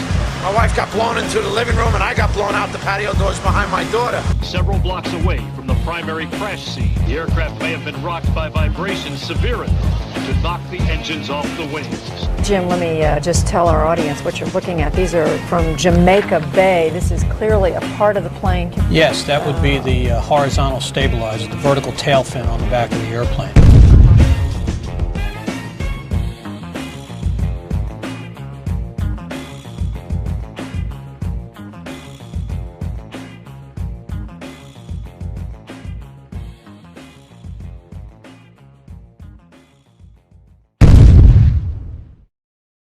In 2006, during the trial of Zacharias Moussaoui, the FBI managed to provide a multitude of evidence that appears to have survived a catastrophic crash in near pristine condition. Among the exhibits were a red bandana, a Kingdom of Saudi Arabia driver's license, John Talignani's driver's license, and flight attendant Cece Lyle's personal effects, including her driver's license and Marriott hotel card. Although a 757 managed to obliterate itself upon impact, paper and fabric managed to survive without a scratch. They also released pictures of an engine and 2 pieces of fuselage. It is not specified where those were found. Once again, the FBI stepped in to supervise every aspect of the investigation. They repeatedly denied family members' requests to listen to the cockpit voice recorder. The FBI gave in on April 18, 2002, as long as the victims' relatives didn't talk about it. And for some reason, the last 3 minutes were unaccounted for. No explanation has been given. Even after Zacharias Moussaoui's sentencing, the actual cockpit voice recorder has yet to be released. The 9/11 Commission concludes that the military was not informed of Flight 93 until 10:07, minutes after it had crashed. We heard the explosion. Actually, our power had gone off, and then we felt a tremor. We had just gotten up, and the next thing I know, it sounded like a missile came across our house. I mean, they were going that fast. It was flying. It was coming from that direction. I have no idea what it was. Oh no, it wasn't the aircraft that crashed. No, it's hard for me to believe that they did not know about that aircraft until 10:07. That's difficult for me to believe. Despite the discussions about military assistance, no one from FAA headquarters requested military assistance regarding United 93, nor did any manager at FAA headquarters pass any of the information it had about United 93 to the military. A year after 9/11, military officials were telling an entirely different story, that Flight 93 was being tracked. In the Pentagon Command Center, there's a report of another hijacked plane, United Airlines Flight 93. We received a report from the FAA that Flight 93 had turned off its transponder, had turned, and was now heading towards Washington, D.C. The decision was made to try to go intercept Flight 93. The rules have changed. We could do something about it now. Colonel Bob Marr is in command at the Northeast Air Defense Sector base in Rome, New York. The words that I remember as clear as day was, "We will take lives in the air to preserve lives on the ground." Marr orders his air controllers tell the pilots to intercept Flight 93. United Airlines Flight 93 will not be allowed to reach Washington, D.C. The closure time came and went, and nothing had happened. So you can imagine everything was very tense. Flight 93 is about 175 miles north and west of Washington, flying over Somerset County, Pennsylvania. Up above, a fighter jet streaks by. It was about, 10:03 that the fighters reported that Flight 93 had crashed. Eventually, of course, we never fired on any aircraft. When you heard the plane was down without a shot being fired at it, do you remember what you said? We just witnessed an act of heroism. Was Flight 93 downed by hijackers in an open field in Shanksville, Pennsylvania? Or is the truth being withheld from the public?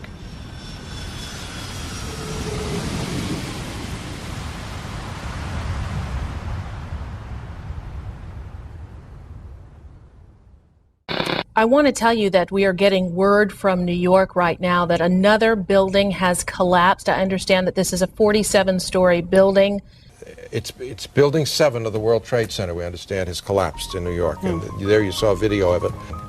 Now, whether we don't even know whether this was something that was engineered for safety reasons or it just happened. For the third time today, it's reminiscent of those pictures we've all seen too much on television before, when a building was deliberately destroyed by well-placed dynamite to knock it down.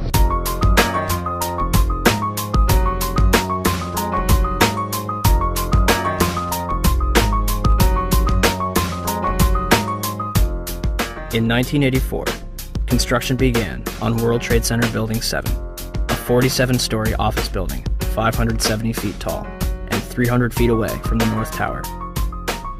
It opened to the public in 1987 and housed offices for Department of Defense, Securities and Exchange Commission, and the Internal Revenue Service. Building 7 was considered the Central Intelligence Agency's largest station outside of Washington, D.C., and was also the Secret Service's biggest field office.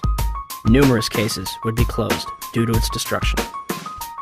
On June 8, 1999, Mayor Rudolph Giuliani's Office of Emergency Management Command Center on the 23rd floor is opened. The command center on the 23rd floor is bulletproof and bomb-resistant, with its own air supply and generators. It's linked to city airports, the Coast Guard, and the Pentagon. Computers will soon have detailed blueprints of every major building in New York City, as well as evacuation routes. Hurricanes and heat waves would be handled here, as well as terrorist attacks. Though New York officials say their facility is not impenetrable, they're confident it could handle even the worst crisis imaginable. Deborah Fayerick for CNN, New York. The 50,000 square foot center has reinforced, bulletproof, and bomb-resistant walls, its own air supply and water tank, beds and showers, and 3 backup generators. It has countless monitors which oversee police and fire department responses, and it is staffed around the clock. Hours before the first plane would strike the World Trade Center, Building 7's alarm system would be placed on test status at 6:47 a.m. for a scheduled period of 8 hours. This normally occurs during maintenance, and any fire alarms from the building are disregarded. After the second plane strikes the South Tower, the building's power is shut off and its tenants are evacuated. The major fires in World Trade Center 7 were as follows. On the east face, between floors 11 and 12. On the north face, on floors 7 and 12.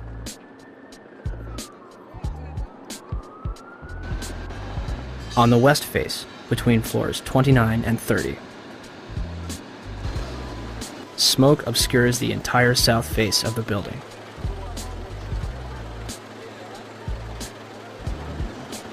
By 3 p.m., Chief Daniel Nigro of the FDNY had set up a collapse zone around Building 7.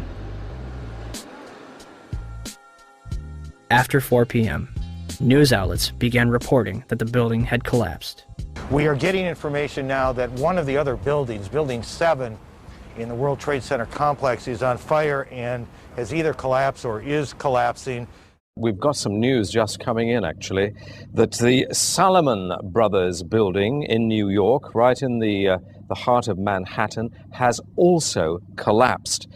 Now, more on the latest building collapse in New York. You might have heard a few moments ago I was talking about the Salomon Brothers building collapsing.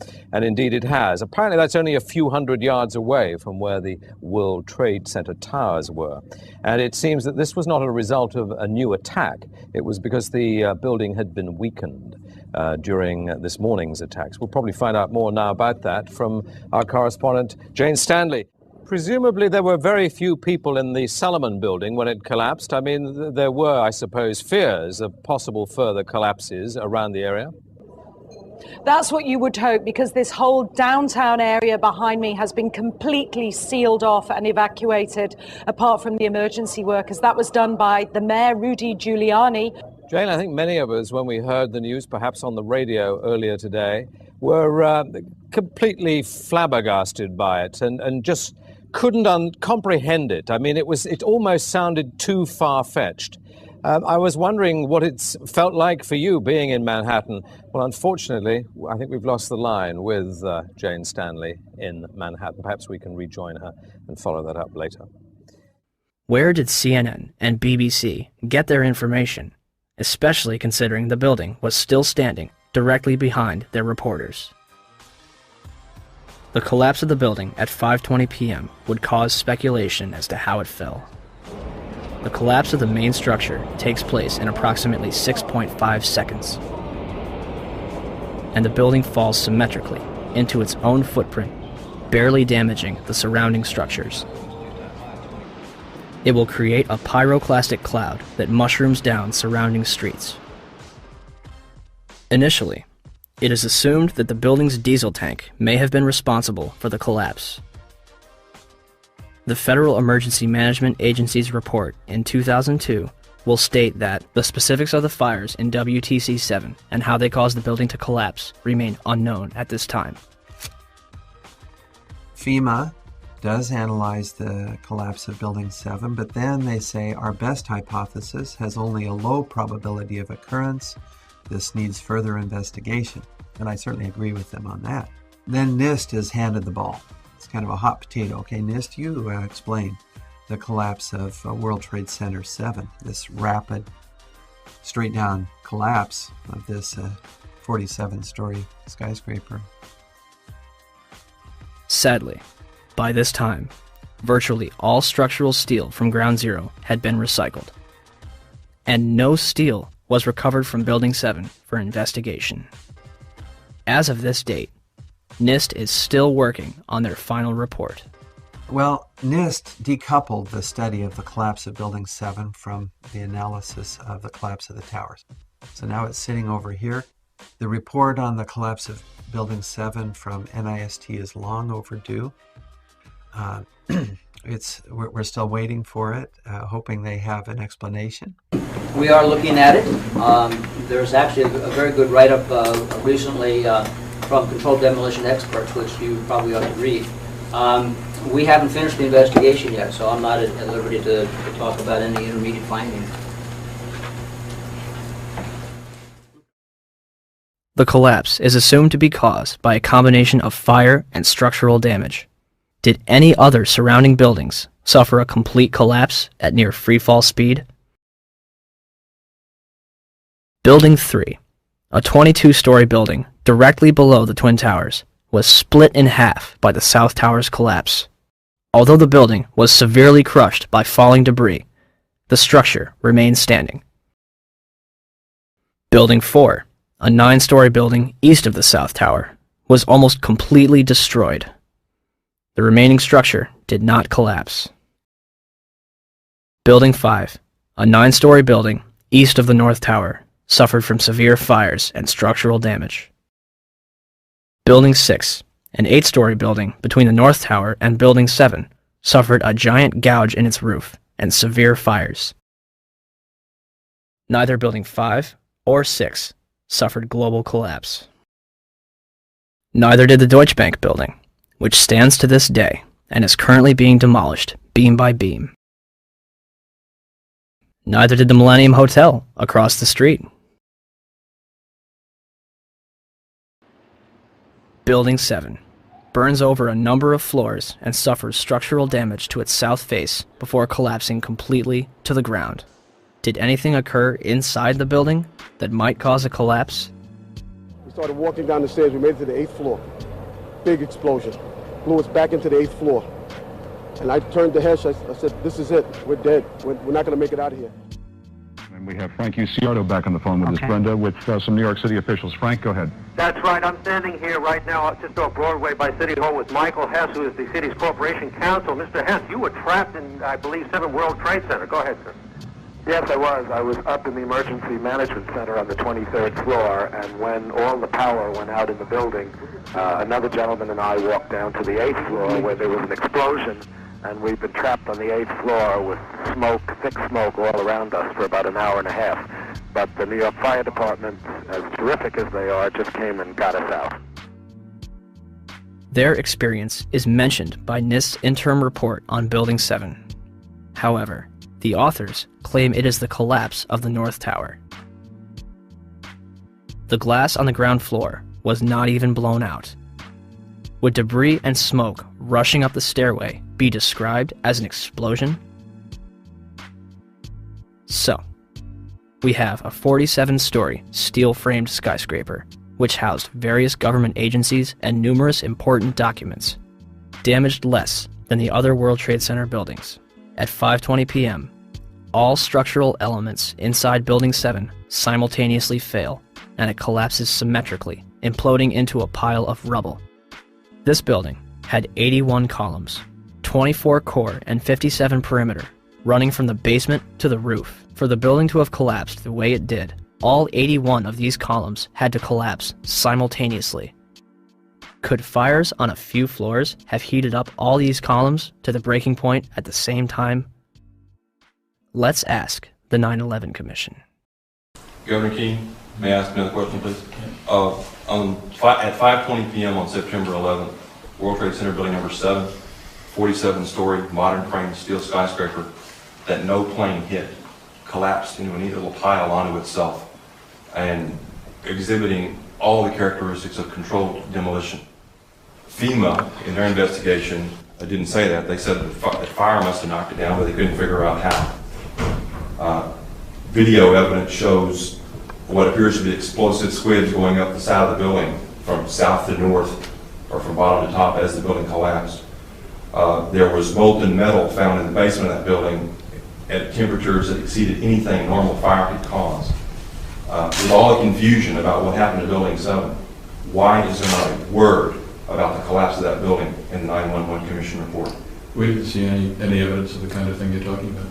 We thought that was part of the tragedy of 9/11. There was building collapse later on. There was not a loss of life in that building, and it was not part of our report. Not part of the report. Thanks. Governor. So for the 9/11 Commission to totally ignore that, I think is unconscionable and shows that they did not do a thorough job. Did Building 7 collapse because of damage from the falling North Tower? Or was it also a controlled demolition? Die moesten het doen terwijl het binnen nog brandde.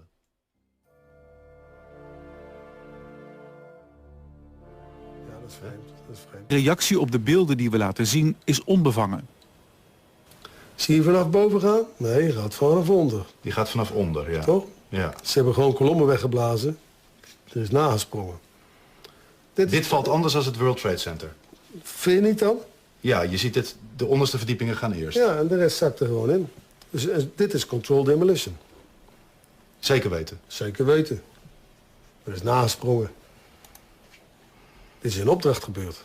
Dit heeft een team gedaan van experts. Maar dit is ook op 11 september gebeurd. Dezelfde dag? Dezelfde dag. Dezelfde dag? Weet je dat zeker? Ja.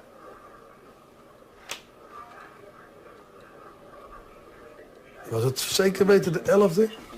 Dat kan geen waar zijn. 7 uur nadat de World Trade Center naar beneden viel. Ja? Hebben ze hard gewerkt.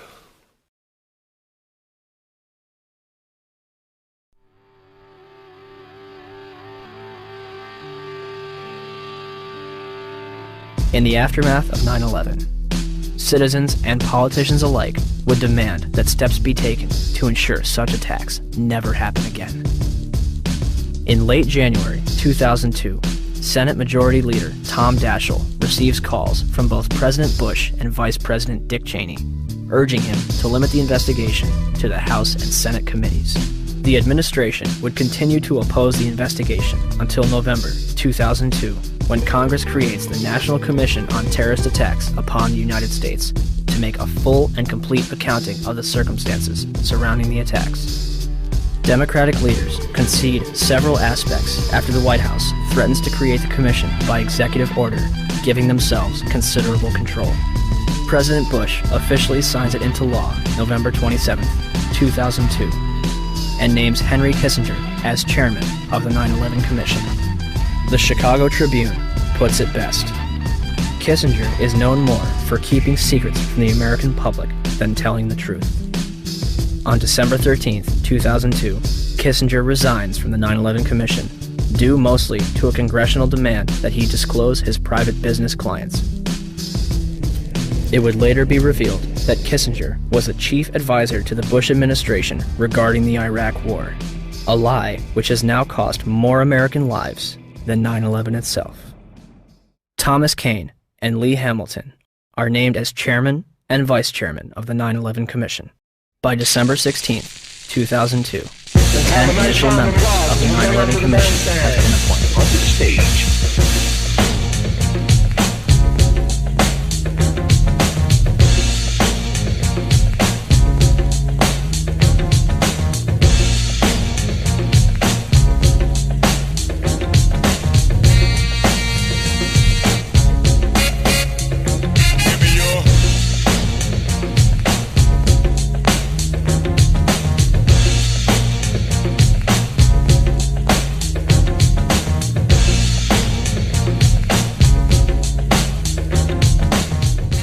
And the man missing from this picture? Philip Zelikow, Executive Director. He would shape both the commission and its final report.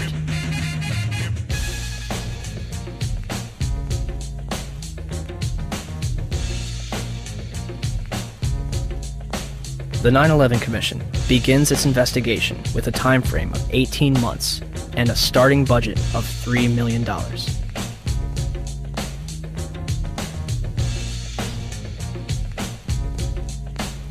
January 27, 2003. The 9/11 Commission holds its first hearing in Washington, D.C. Vice Chairman Lee Hamilton will claim a few days later, "We're not interested in trying to assess blame. We do not consider that part of the Commission's responsibility." March 26, 2003. The Bush administration denies the Commission's request for an additional $11 million in funding. 3 days later, the Commission is offered $9 million, and they accept. In April 2004, President Bush agrees to testify before the 9/11 Commission, but only if Vice President Dick Cheney joins in. Why did they insist on appearing together? The 9/11 Commission wants to ask us questions. That's why we're meeting, and I look forward to meeting with them and answering their questions. Why you're appearing together rather than separately, which was their request? Because it's a good chance for both of us to answer questions that the 9/11 Commission is looking forward to asking us, and I'm looking forward to answering them. On April 29, 2004, behind closed doors, President Bush and Vice President Dick Cheney appear together before the 9/11 Commission for approximately 3 hours. They are not placed under oath, their testimony is not recorded, and the Commission's notes are subject to White House censorship. President, as you know, a lot of critics suggested that you wanted to appear jointly with the Vice President so that you two could keep your story straight or something. Yeah. Can you tell us what you think of the value of appearing together and how you would answer those critics? Yeah, first of all, look, I mean, if we had something to hide, we wouldn't have met with them in the first place. I came away good about the session. I think they found it to be useful. Yeah, Adam. Mr. President, Yes. don't you think that the families deserve to have a transcript or to be able to see what you Adam, said? you asked me that question yesterday. For an I answer got the today. same answer, yeah. May 19th, 2004, Rudolph Giuliani testifies before the 9/11 Commission. We will now hear from our first witness, very distinguished former mayor of New York City, Rudy Giuliani. Mayor Giuliani, would you please rise and raise your right hand and place you under oath? And the fact that so many of them interpreted it that way kept a much calmer situation and a much better evacuation. These people. I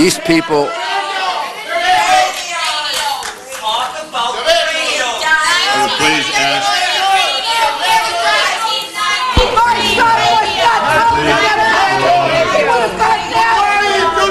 My son was murdered!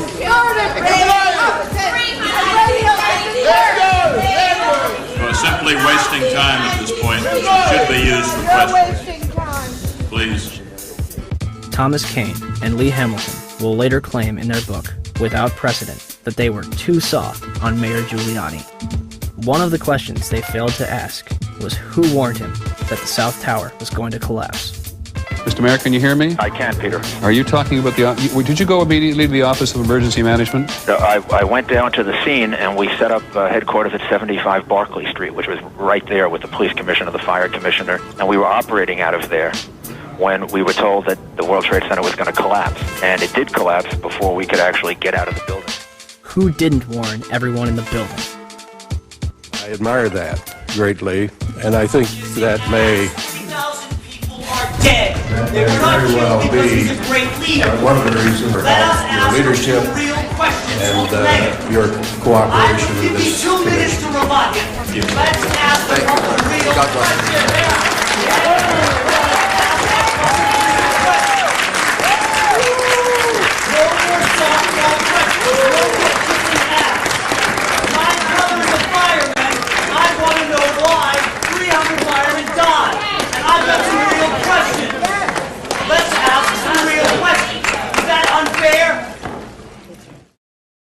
The 9/11 Commission would release its final report on July 22, 2004, and closed its doors on August 21st. So the 9/11 Commission was a cover-up. The question is what it was covering up.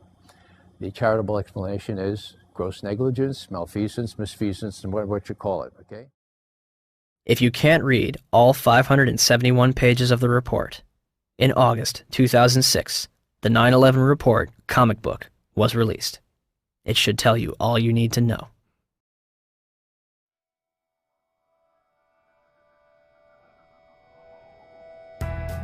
On the morning of September 11th, 19 Arabs boarded 4 commercial airliners at 3 different airports and crashed them into the World Trade Center and the Pentagon, with 0 military intervention. Or, we have been and continue to be lied to about the events of September 11th, and that elements within the United States government and mainstream media continue to cover up the truth. These are the same people that lied about weapons of mass destruction. They endorsed a lie that's killed several 100,000 innocent people overseas. Could they also endorse a lie that killed almost 3,000 innocent people in our own country? Our entire foreign and domestic policy has been based upon the events of September 11th. It has enabled the passage of Patriot Act 1 and 2, established the Department of Homeland Security, facilitated the invasions of Afghanistan and Iraq, and used to pass the Military Commissions Act, which officially ended habeas corpus. Habeas corpus in Latin means you have the body. It's a provision in the law where no one can just scoop up someone, put them in a black hole, and keep them there without that person having the right to appeal to a court and say, you have the body, now what do you charge this person with, and what redress does he or she have? As well as domestic surveillance, all in the name of fighting terrorism. And who ends up paying for all this? You do. Your children do. When President Bush entered office, he inherited a $284 billion surplus. His administration is now responsible for 4 out of the top 5 deficits in history. The 5th place belongs to his father. As of November 2nd, 2005, the Bush administration had borrowed more from foreign nations than all previous administrations combined. From 1776 to 2000, 42 presidents borrowed a total of $1.01 trillion from foreign governments and institutions. From 2001 to 2005, the Bush administration alone borrowed $1.05 trillion. Where does this money go? The government designed by the people, for the people, has turned its back on us. Or have we turned our backs on it? They spy on us. They torture and imprison innocent civilians. Ask yourself, what's happening? Where are we headed? And would we be here today without 9/11? Will somebody please tell us who's in charge? We need order. We can't stand this new world slaughter. It reeks of oil seats and bloody handshakes, U.S. interests and war profiteers. Our life is here in the belly of the beast, where thieves kill the innocent and pray for peace. Slaughter for the chief commander. So we're at the White House steps, demanding answers, but they don't got none. We've got few choices: protest or pick up shotguns. We're so stressed, we know the watch might arrest us, though with the key for talking. And we ain't made no death threats. Feds upset, so our phones infested. Think John Lennon resurrected, speaking truth to power till we have no breath left. We say no more, we're gonna fight back. We want the truth out, we want our rights back. Loose change, changes loose, no stopping now.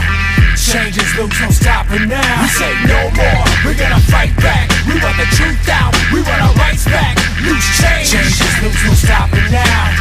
Changes loose, no stopping now. We keep our mouths and minds open, hoping we can change the world. Media blackout, still we don't act out. We've been civilized despite the killing. You call yourselves patriots, label us villains. My comrades and nomads that are born free, think it's rich kids, poor kids, lawyers and teachers. Dads, moms, past war veterans, peddling the truth. We ain't settling, the proof is clear as Watergate. You got a lot of hate trying to charm us with a plot of hate. What are you, an asshole? Your war's illegal, your cause is evil, you're born people.